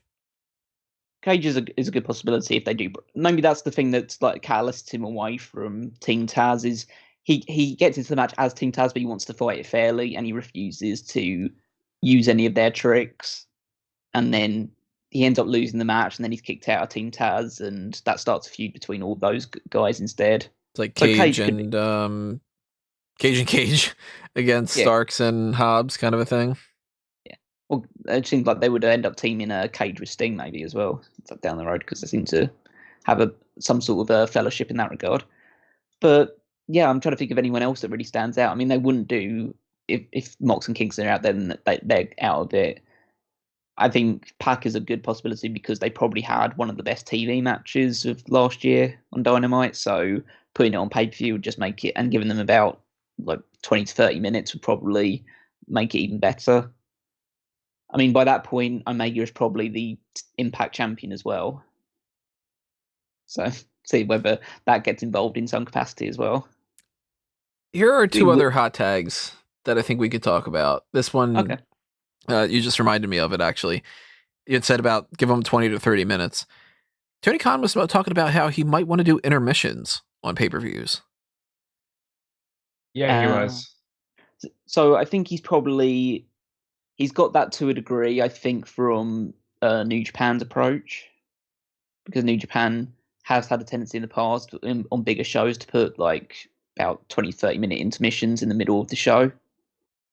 And obviously there's a history in stage shows and anything like that you have an intermission halfway through, like a 2 to 3 hour long stage show. So it's not uncommon in basically pretty much any other forms of entertainment. I don't think it works in the way that, I guess, when you look at how long AEW shows are, how long their matches are, and you're basically going to say, okay, we've been here for 2 hours now. We've probably seen about, by the rate they usually go, about 5 matches. Let's take an intermission now, and then we'll be back with back 20 minutes later with even more, like 2 hours more wrestling, and on a Sunday night, which you're already going to go about 4 or 5 hours anyway. When people can complain and say you could have put these other people on the card, yeah, and had more matches, and why am I paying for this? Is another thing, because like the Super Bowl, you don't pay for the Super Bowl outside of you bought your TV, because the Super Bowl isn't on cable even, so you can't even make the argument that you're paying for cable. No, it's not a pay-per-view, it's not cable, and the Super Bowl is something that it starts like earlier in the day as well. So you can also you can't even make the argument that the people need a rest, because the Super Bowl, it's the same team playing the entire game, and they could use a rest, but it's different wrestlers each match. So yeah, I think that this is a terrible idea. Yeah, I mean, it depends what they seem as, like, quote unquote, doing during the intermission, whether it's just going to be like a black screen for 20 minutes, or they use this to do promo work or something to that degree instead. It's still not great either way, but he had said video packages. Okay. Well, yeah, it's already worth it at that point. Especially if you have the pre-show. Yeah, you shouldn't be I mean, there's no point doing video packages. Yeah, you got the pre-show. There's no point doing video packages to hype up the rest of the show because you've already bought it at that point. Mm-hmm. So yeah, I don't like it as an idea. I don't think that they should take that approach. I mean, at the end of the day, I don't have a problem with them trialing it. I like it as an idea. I just don't like it when your show starts at 8 and goes to midnight anyway. And I know that's the same thing Jeremy Lambert said on Twitter, and Tony Khan legitimately responded to him, being like, it's just an idea I had, but I think all these shows could use intermissions. You know what I mean? Like, these shows can run too long. That's why the 2-night Wrestlemania has been a success to most people. I like the 2-night Mania. But like, I think these AEW shows are even longer. They could use the intermission. It's just one of those things where not the way they're running it, because you're already going to midnight. I would say maybe try the intermission, but then just make your show shorter still. Just your pay-per-view shouldn't go longer than 3.5 hours. Just cut it off there. Have an intermission like 2 hours in. Carry on. See how it works first time. If people hate it, then don't do it again. And maybe not make it a long intermission either. Maybe make it like 10 minutes. Yeah, something like that. It doesn't need to be like half hour, like overall or anything like that. And just gives people a chance to like go to the bathroom, get some snacks, anything along those lines before coming back into it. It means they won't have to do it during one of the matches instead. But then I assume some people end up just complaining that, if you're making the pay-per-view shorter and putting in emissions, then people won't get on the card, and what are you going to do with that? And just at that point, stop listening to people, because just do you, and that's a and different see how it goes. Entirely. People need to stop having a platform. He says on his platform. I'm aware. Like, I'm just saying, you can't always please everybody, and I think they're starting to learn that. I think that's dangerous slope, though. When you do the whole, you can't always please anybody, so I don't care if I can please anybody, like what we've seen with some people. I think you always have to keep in mind every complaint has some validity to it, even if it's very, very, very, very minuscule. Well, I think at that point, it's like people say, I hate the fact that AEW pay-per-views run so long, but then they also don't put the people that I want on the card all the time. Right. It's just, you can't have it both ways. At that point, you just, at that point, I can't say I just stop listening to those people. I would just say, okay, we're going to decide our way based on one of your 2 suggestions, and we know you're going to complain anyway, so just shut up. It's that type of. That's not criticism. It's whining. They're two very different things to me. Yeah. Right. Constructive criticism is something that I think a lot of people aren't okay with lately. Yeah. Which is stupid, because that's a good thing. But then other people go, oh, constructive criticism, that means I'll bitch about everything. And then you go, no, that's not constructive criticism. That's just, like you said, it's just whining. And that's what gets under my skin when people act like that's what I do. And I'm like, no, I'm talking about the things I like. I'm talking about the things I don't like. And then when people go, you liked 90% of something, but that means you don't like anything. I'm like, oh, come on. Those people you ignore. Yeah, they suck. The other hot tag that I want to talk about, and unfortunately, this is probably the worst topic to talk about for our final topic, because we've been going on for 3 hours and 45 minutes, is that at least one person has already tested positive for COVID from Wrestlemania weekend. And this person... I am shocked. By God, I am truly shocked. Are you? I mean, no. By God, Logan on Twitter, he had said, returned from Collective 2020 and Wrestlemania yesterday, tested positive for COVID today. This was yesterday. Everyone make sure you get tested. So he had went to both WrestleMania nights, Jimmy Lloyd's Degeneration F, Bloodsport, and Spring Break. Of course, it's impossible to really know when and where he contracted it, but everybody at those potential things, even more so now, should get themselves tested, because at least one person definitely had it. Yeah, it's, again, shocked with face. that amount. With that amount of people coming in, it was something that was more of an inevitability than something you kind of hope against.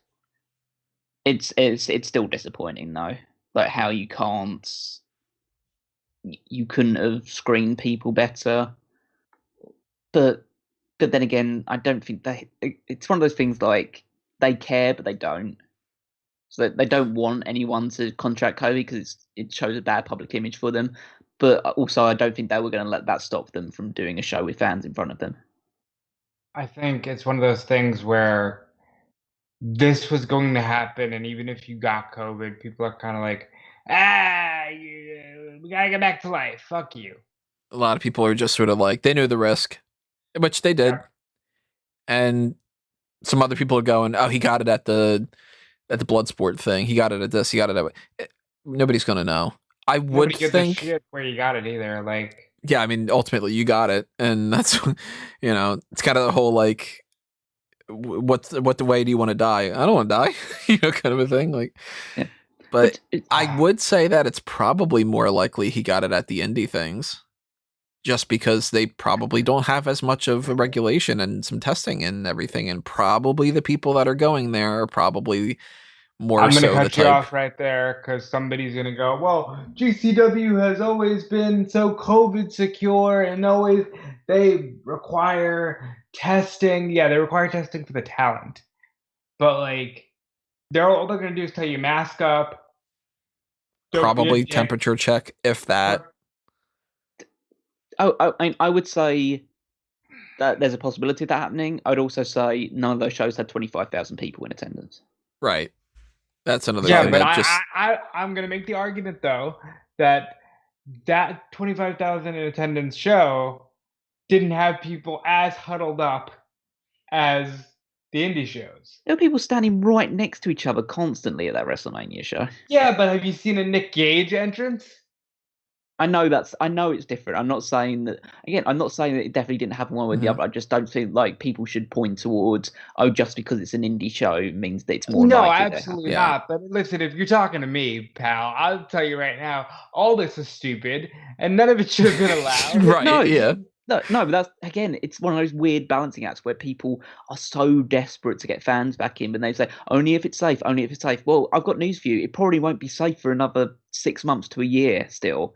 But you're so desperate to get fans back in because you're so sick of watching wrestling with screens in front of it. It's just, okay, one or two things have to happen. Either stop watching wrestling until the fans come back, or just stop bitching and moaning about fans coming back, because you can't have it both ways. You can't make it 100% safe for people to come in unless you have smaller crowds. If you're doing the thing like NXT are doing right now, where you're having some people come in, but it's only like 30 people. A handful of like a few dozen people at most, and you can actually test all of them and verify all of them before coming in, or then obviously you can do that and it's completely safe. But you can't have a show with 20,000+ people and expect at this point in April of 2021 that everyone is going to be hunky dory and good to go.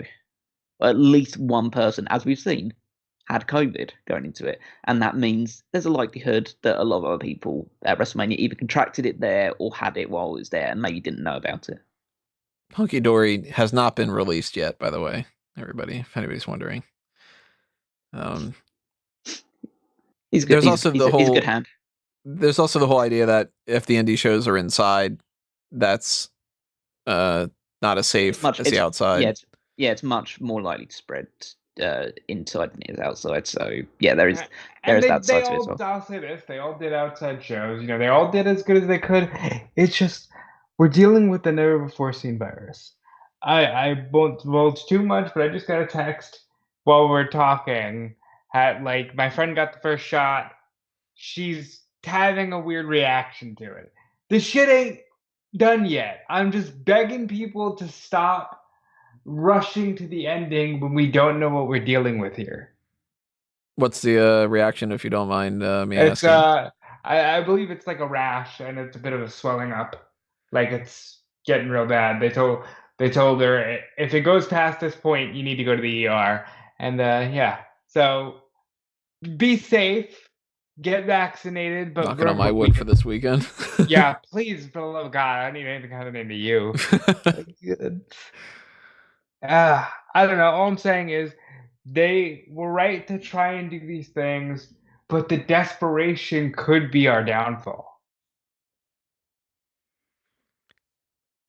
On a happier note. Yeah, I was just gonna say I'm trying to figure out how to translate that, because it's a podcast about COVID and a bunch of releases, and I'm like, oh man. Well, let's be clear. Mailbag. If you listen to the first hour, we're just like, oh man, a woman and Sesame Street still on the air, and 2 eggs for you, 2 eggs. We're just like, it's a wild trip.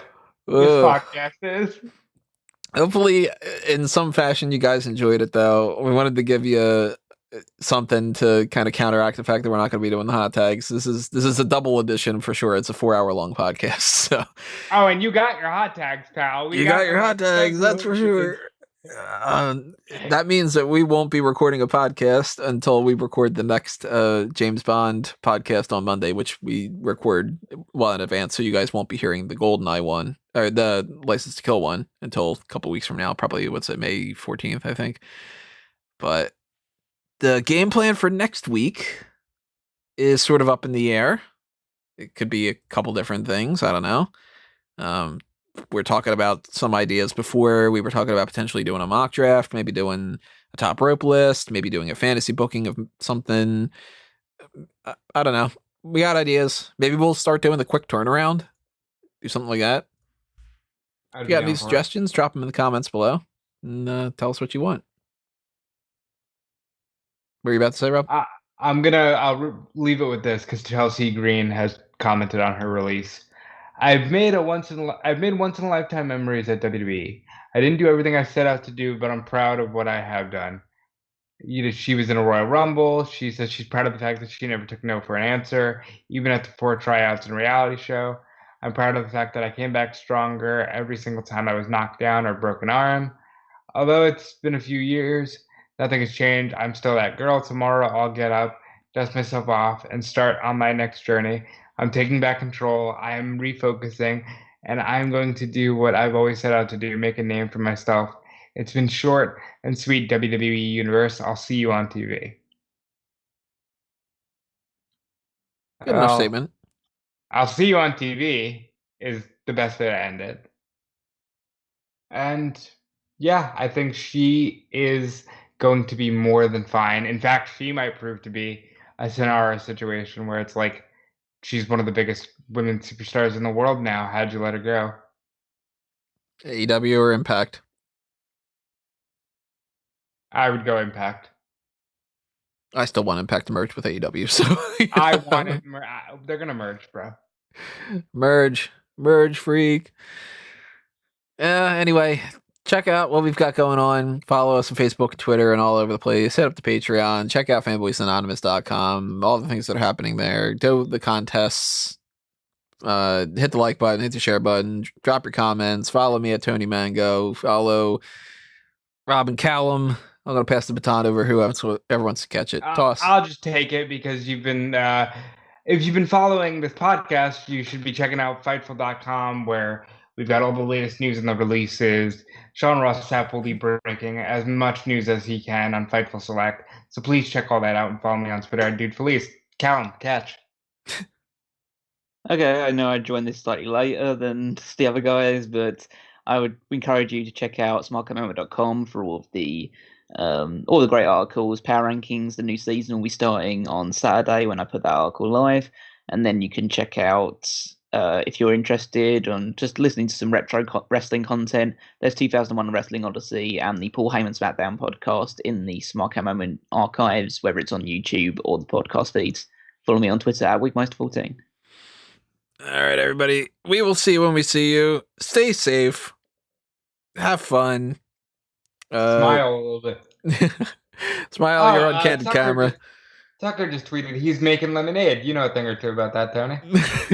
Life gives you lemons. Then I don't know. You're gonna have a sour face.